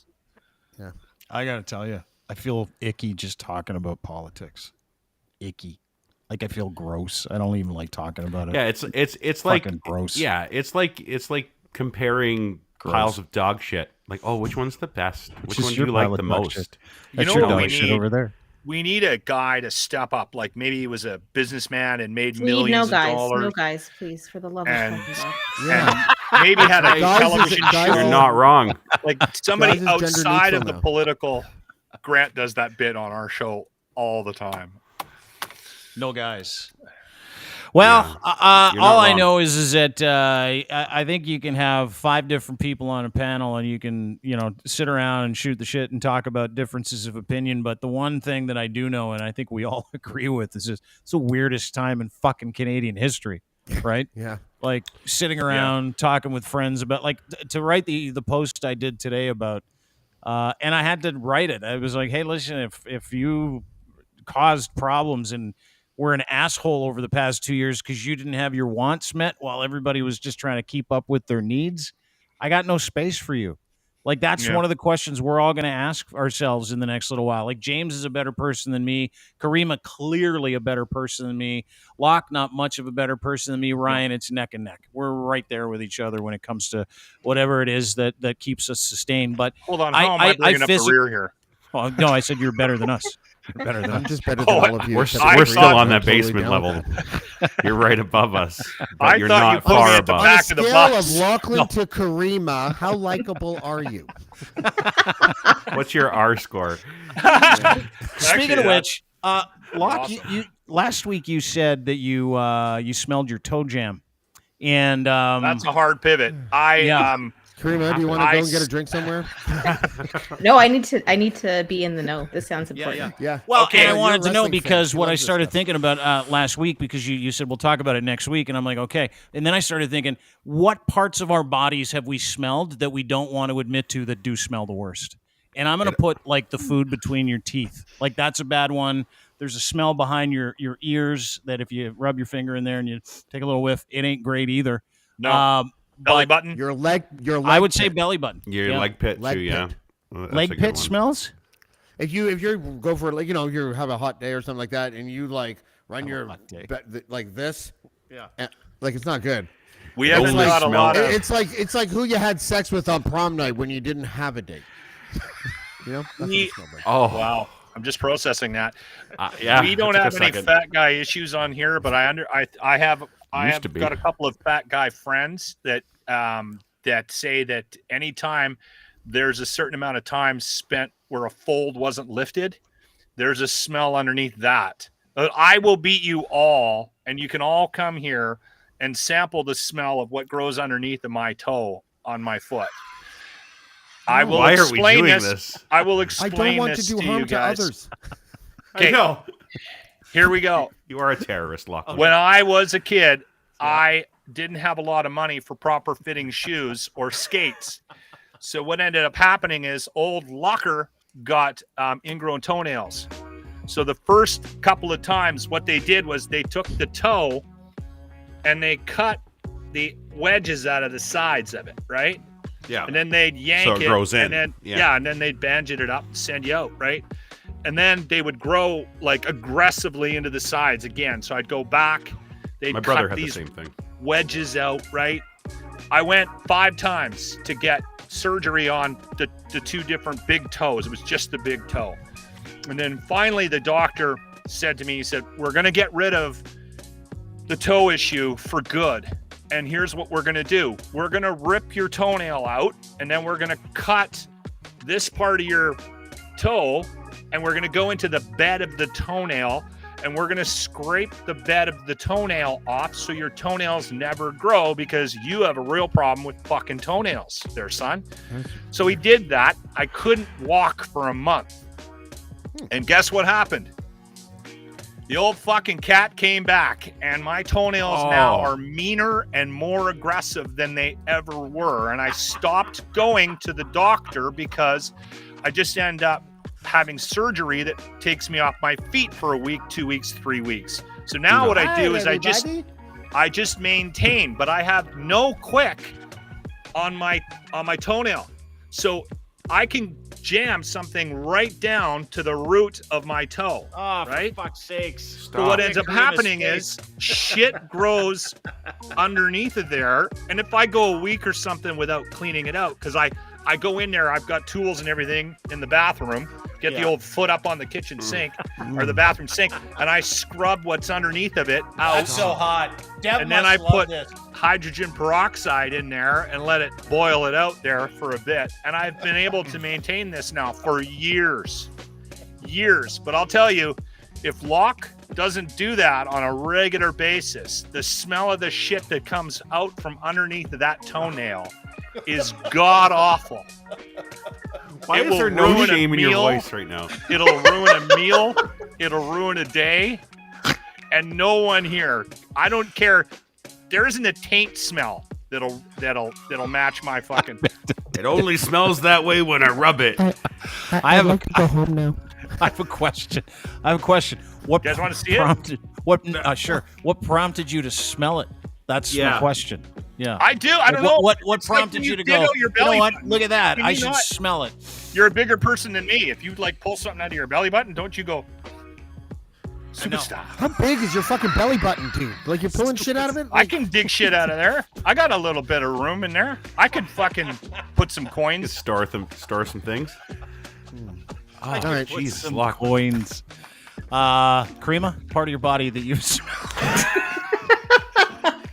I missed 5 minutes ago when the worst thing I knew about Lachlan was his Big giant balls. privates terrible. hitting the toilet water. Toilet water? Yeah. Big giant balls. Linz, body part that you've smelled that you haven't admitted to before today? I just need a second. This is Oh, the part. this is Do a you guys lot. ever get Like, pus this is balls? a lot. No. I You ever have. get Now little, like, that's you ever- see, yeah. that's a thing. Yeah, when That come when up I your was back of your younger, throat somehow? I don't get them anymore. But I used to get these, and it's like a weird infection. And then you And go like this you with cough, them, you squish them, and yeah, you're like, you cough, and it's like a hard, almost like a crystallized What chunk. the? You're fuck right, is and it this? smelled like a dry, dirty old fart. If you actually smelled it, it smelled And like it gave- cheese, it like yeah, it provolone made you- cheese or yeah, something. it really Throat just stunk. balls? Yeah, Yeah, like like little. the- There's a You know name. what it There's an is? actual It's name for nasal it. drip. Dean, It's post-nasal drip that you sort of regurgitate. Yeah, And but it it We actually got actually two gets guys big for so talking long that it's about like a ball. throat balls on our. I know. Yeah, You guys and are, I think I'm weird? yeah, Somebody- I don't I think. thought Somebody no, you're knows not that- weird. This is weird. I've never, I would never smell that. There's a reason it never. wants out of your body. That's the same reason why I don't turn around and take a big whiff of anything else when I'm done. I'm But gonna for Google me, this. it's- No, it's- I'm a I'll tell you. smeller. Well, you're a I'm little a bit s- boring, I guess, Dean. I'm I'll a tell you. smeller. I have, and I will say this: I have smelled my earwax. See, Yeah. see, I just put it into Google Women do and that. I put I know a lot of throat, women I put smelly throat, and the first thing that came up, smelly throat bits, which was a punk band, I believe. But I'm pretty sure if I click on this, something for your they're called tonsils. They're actually called tonsil stones. A small lump that Stones now. forms on your tonsils. Anything, yeah. just to not say balls. okay. Those I had doctors? my tonsils removed when I was a kid, like 5 years old. So They yeah, were maybe bigger that's- than my balls, Kareema. They were huge. Lachlan's the only Well- guy with balls big enough where he could be a hitman, the kind that just chokes you from behind. He's a bag man with his nuts. Shoosh. Yeah. Grab him. You know what? I'm Sorry. not doing justice to females here, but I think that it's better. Oh, you are. Left unsaid. Yeah. It's better what? What'd you say? It's better You what? know, it's with different bodily functions, but I think we're just gonna. What about under boob? Have you ever smelt your under boob, like lift? Yep. Some under They're boob good. gets sweaty in there, gets a little clammy, It maybe a could, hint of lamb. Yeah. A I'm. little bit. I've not had that particular issue, but I have. I'm small. Yeah, when I was a chested, fat so- guy, I would get that. You got under And I boob as actually- a fat guy? Oh, dude, when you were Oh, like yeah. 600, because he used to be 600. When you were 600, you must have there have been times when you would get in the shower and you go and wash and you'd lift a fold and go, "What's that?" Yeah, it's not You ever find pretty. coins? You ever find coins? Crumbs more than coins. Did you ever try out to be a wrestler? No, That's what I would have done. No, that would take effort and physical. Oh, right. Did you ever get to the point where you Assertion. couldn't wipe your ass? No. On reach? Luckily, and you're not the first person to ask that question. That's like the first question I people almost got ask to people that that point. lost a lot of weight. Did you have a problem wiping your ass? It's like, no, it's not always. I have pretty long arms. Like when I buy a shirt, the arms never, like, look, you can see, I never get shirts that, because I have such long arms. So I think that was like God's blessing for my fat ass. It was great. No. I never ended up having to get the rag on the stick. That was good. Yeah. I wash myself with a sponge on a stick. That's I almost had not to. the guy I want to be. I have alligator arms, and I gained I was 204 pounds. Yeah, you were a and big I was boy. like, You said if I pictures gain once. another 3 pounds, It's like 4 I'm gonna have She's to not. find something else to do here because it's not working. Same as me being 600 pounds. Yeah. Well, Anyway, that, we all have that our own went well. problems. Yeah, I thought that was a lot of fun. Thanks, guys. That was quite that was a good pivot. Well, I'm glad I did. Now Thank we're you not for all calling me yelling a at each Nazi, other Ryan. anymore. It's been a long time since someone called me a Nazi. That was great. I wasn't calling you a Nazi, you dickhead. Kareem Assad, ladies and gentlemen, at Caryma Rules on Twitter. Follow her, citizen journalist, my friend, Canadian, real She's Canadian. going to have a follow spotted her. tea with some of the china behind her. Yes, She's actually. gonna go smell her elbows and see if they're Look still at right. she's going to smell her underarm odor and fill that gravy boat with gravy. Just checking What is that my smell? It's divine. toenails. Oh, that's shin splints. That's what that is. For some unknown reason, I actually have toenail clippers on this Oh. desk right Disgusting. now. Kareema, Yeah. I gotta always do a great to see you. video of my Thank you. with maintenance on my feet. That's what Okay, I'll can do. I? Yeah, you should. this is an Can I off-air just say whole goodbye to podcast. Kareema first? Hang on, boys. Kareema, we love you. Have a great day. We'll talk to you soon. Bye, Kramer. Love you, Kareema. With Kareema, in with Allie Marz. Ooh. Hi. Are you wearing clothes for this? No, I'm not. Yeah. What are clothes? Hey, Gina, you there? Hi, guys. Hi, Allie Marz. How are you? I'm good. Do you guys like my new backdrop?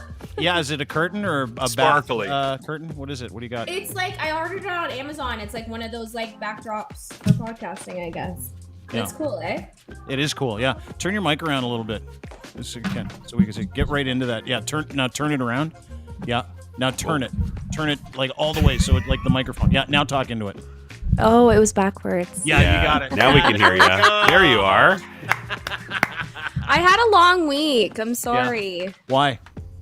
I just was working a ton, so it's been, and it like snowed like a crazy amount here, so it's just Yeah. been. In Calgary?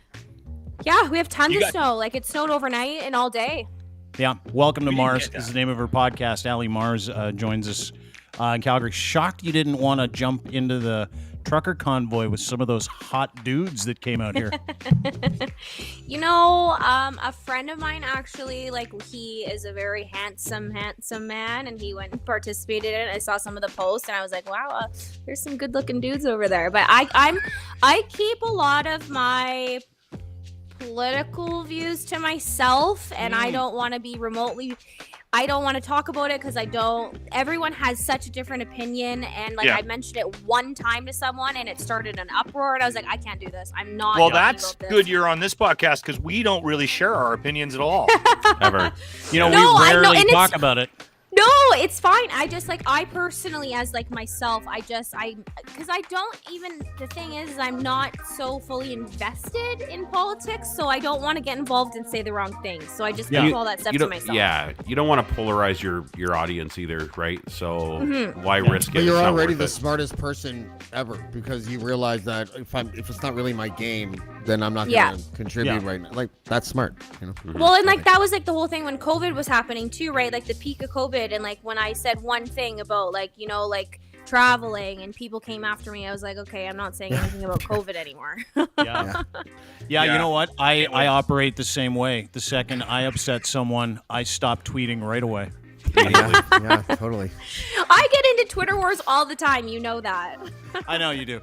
But you started doing something really cool, and I wanted to talk about it because Allie, ladies and gentlemen, has been asked to try out for is it a television show? Is that what you'd call it? Is this and not just asked to try out, but you're down to the nitty gritty. What is it? Explain it to us. So it was so funny. It was so random one day. I got this DM from this thing called Influence Me TV. And I was like, at first I was skeptical because I thought it was I didn't think it was real. And I was and they were like, hey, we just want to let you know that we're coming out with this 6 episode series to find the next biggest influencer. And we would love it if you would send in your application. And I was like, really?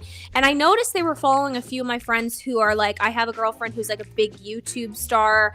And then the guy I was doing an old podcast with, Ryland, he's a huge model, and now he's influencing and all that stuff. I was like, okay, so they're following influencers that I know too. I was like, okay, whatever, sure, I'm interested, but I need to know more because it was just coming out that they were doing this.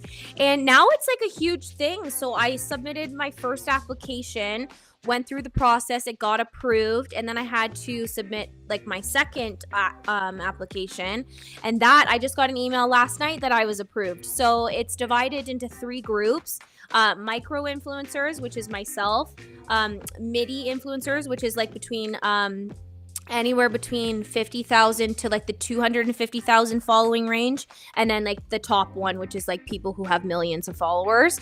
So I have the opportunity to compete in this the micro influencer category, and starting on March 8th, it's going to depend on myself to get votes and funds to raise awareness for mental health, and it's part of the Jed Foundation. So it's really cool, and I'm really excited, and there's celebrity judges and all this stuff. So it's it's really happening. And so the voting starts on March 8th. So I wanted to come on here and tell I'm going to be promoting this crazy coming up in the next couple of weeks. Yeah. Welcome to Marz is the name of Allie's podcast. Allie Marz is an influencer. This is what you're talking about. It's Influence Me TV. This was the casting call. Where does it a chance to win $100,000? But I read that you're going to be staying in a castle in Europe or something like that if you make the cut. And there's going to be guys and girls. And that's awesome. Yeah. Wow. Is this a Canadian production, Allie? Do we know if it's a Canadian? I believe they're from the States, I believe, because the one girl's from Vancouver, and then so the shooting locations are in Vancouver, LA, and then the finalists go to this castle in Europe, and it's so freaking cool. So what do you have to do? What's the goal? It's basically Big Brother, but just with influencers, right? Is that what we're talking? So it pretty much is. And the cool thing about it is I personally, I don't consider myself an influencer, but what it is people that have all sorts of backgrounds. Al, you know you are, Al. Stop. Don't play the humble hot chick here. Yeah, I heard the sex toy market went up 400% after your podcast a few weeks ago. It did. It did. Okay. Yeah, Okay. you're an influencer. Don't sell yourself short. But if it's like Big Brother, what is it like? People vote every week and they vote an influencer off, and you got to follow different levels of influencers. It's like a game show. But do you get to like live in the house, hot tub, get wasted, have sex, that kind of stuff? No, it's not like that. And like I totally did think it was kind of like a Big Brother situation and people get voted off. But honestly, what it is every person who competes in each category, you're going to have. So what I'm going to get is on March 8th, I will get a link and it's like a daily vote system. But on top of voting, you can also make a donation on like to like support me to support the Jed Foundation, which is going to raise awareness for mental health, which is amazing. Oh, that's awesome. That is awesome. So they've tied in a really cool initiative with it, too, for mental health. Now, where can people go to vote for you, and how can people support you? So once I get the link, I haven't received it yet, so it begins March 8th. I'll have this link, and obviously I'll put it all over my social media, my socials, and the link tree that I have. And then I'm basically going to be super annoying like I usually am on Instagram and tell everyone to vote for me every single day. Are you going to attach, like, hottie pictures, too, like bathing suit shots? It'll work, I think. Yeah. Oh, She it'll knows work. how this goes. Yeah. That's the downside of being like an old. We got to get the podcast network behind it and help get it on. Yeah, we honestly. will. I want to take That's this what I on. was thinking too. Like, it is like even if you could at least like just like throw it on the Twitter or like we'll mention share it, it, and, of course. you know, For sure. It's amazing how many people have asked me to tweet things for them over the past two to 3 weeks. Dean, you might be a fucking influencer too. It's time to get a bikini shot photo shoot ready. Yeah, you and Sex tape weekend next week. Yeah. You're an influencer. Honestly, No like, turning and like back. what I really like about this is that it's the funds will go towards raising Mental health. Awareness about mental health, which is something I personally used to struggle with a long time ago. So I love that it's doing that. It's not just like having sex help and me have a hooking crazy up and, awesome like, life. Yeah. I still want to help you have a crazy awesome life, though. If that's okay. Yeah. Well, Okay, of course. good. Yeah. I like the idea of the incorporating the charity, and it kind of takes that stigma away from an influencer, I think. doing Exactly. that, which will make it a lot more relatable for people that are on the fence about them. Did you have So, any friends on that influencer flight that went to Mexico? I was that just acted like a bunch thinking of the tools? same thing. No, I didn't. You didn't. Thank God. Yeah. I wondered if you did, because I know that you're in that community, but like it's like when I hear the word influencers, like if you take yourself seriously as an influencer with like 30,000 followers, you're probably a huge doucher. Yeah. Right. So like you better prepare yourself for huge doucher territory, even though you're not a huge doucher. It's the people with millions of followers that aren't douchers. The douchers are the ones with like 30, 40,000 followers where they think they got like, they got some clout. Look at me. I got these followers.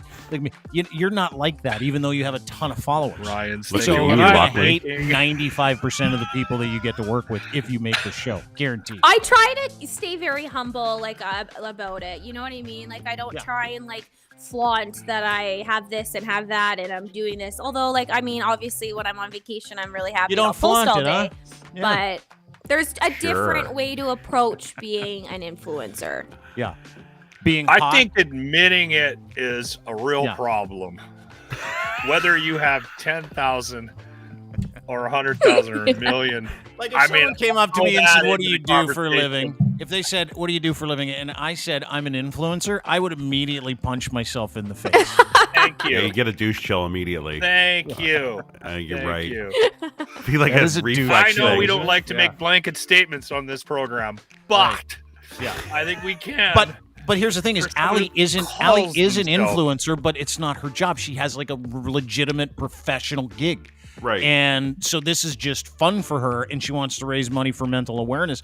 Otherwise, I would have said, Allie, I don't want to talk about you going to live in a castle in Europe with a whole bunch Yeah, of exactly. dudes, right? Because they're all douchers. She's not a doucher, which is why it's No. totally okay. We're separating Allie from the I'm an Douchiness. influencer conversation.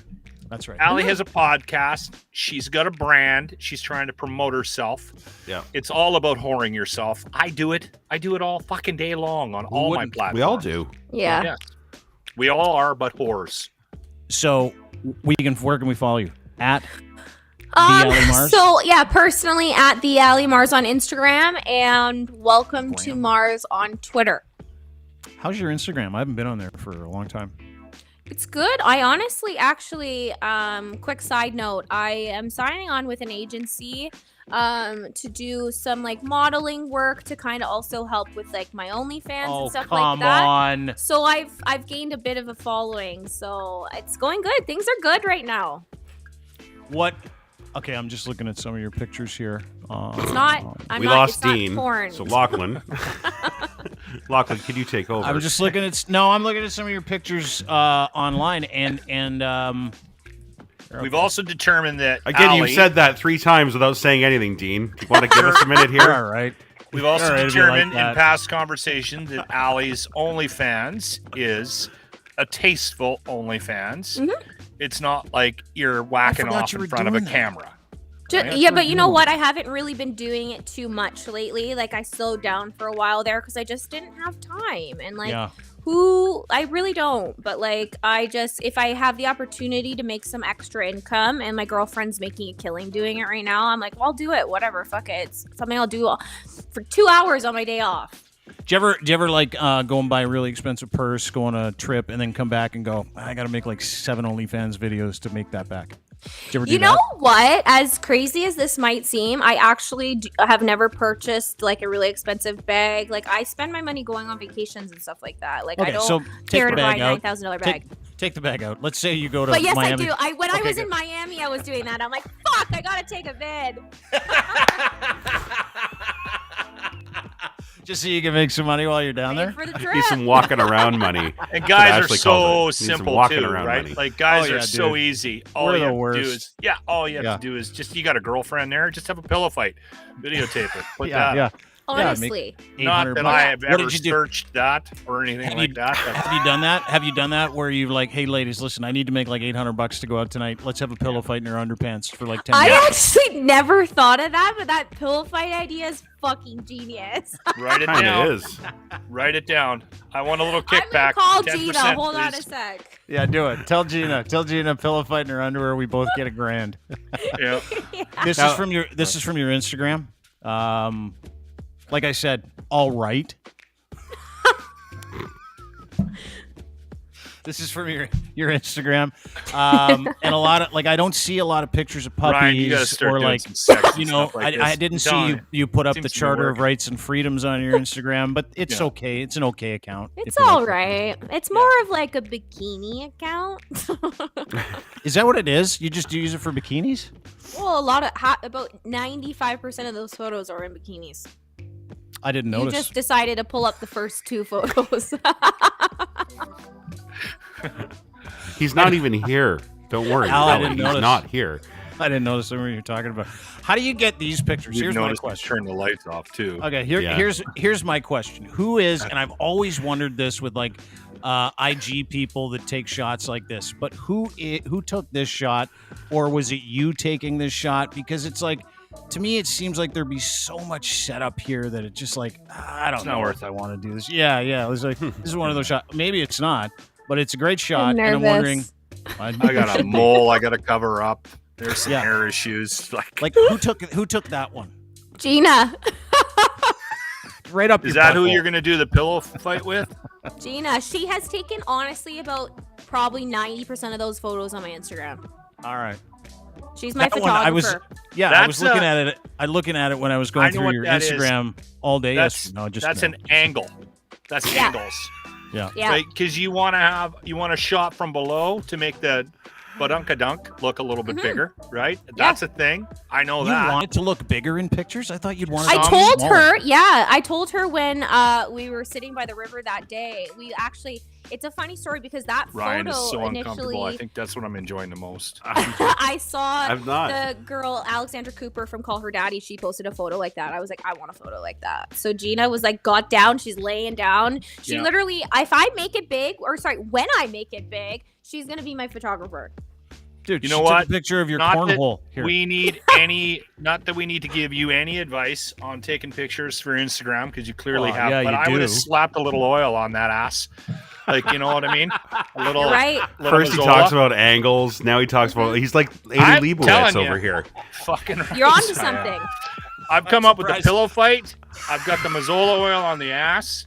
I knew that was an angle to accentuate the size. Rolling of Stones your on the phone. Lachlan. badunk-a-dunk.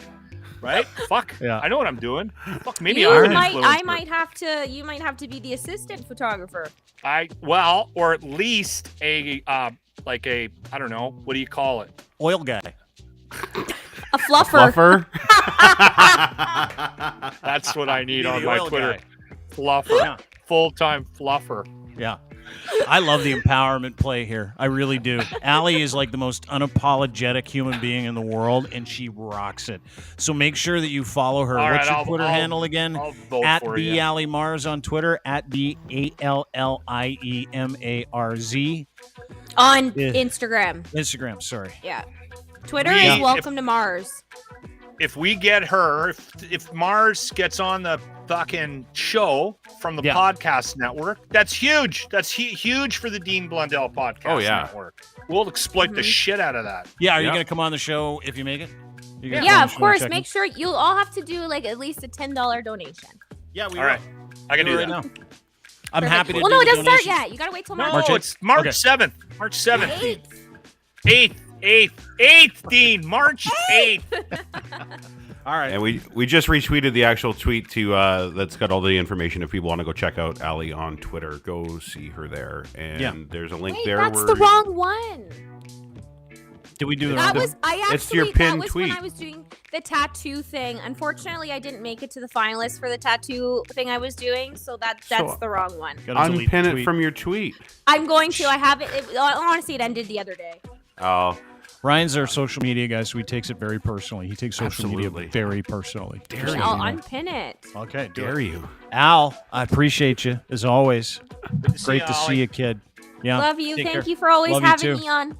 Always fight. love seeing you. You have a Good great luck. day. Yeah. Don't forget to Pillow engineer fight. that pillow fight. Easy $2,000. All right. My idea. Talk to you soon. Allie Marz from the Welcome to Mars podcast, and the Allie Marz is where you can find her on. I'm glad Instagram. James wasn't here because it always gets really creepy. That was creepy enough. It's creepy enough with Dean not speaking in the dark. And me telling her to get her girlfriend over for a pillow fight. Well, and then asking if she's going to use some Mazzola oil on that ass next time. It wasn't creepy at all.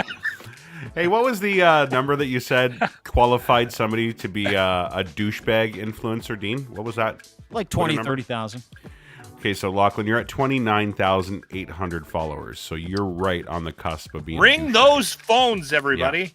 Yeah. Right By on the way, cusp. I don't even have a blue check mark, and I'm at 29,000. Although I take a lot of heat for my Twitter and my Facebook and my Instagram, I get judged very harshly about how I handle my social media.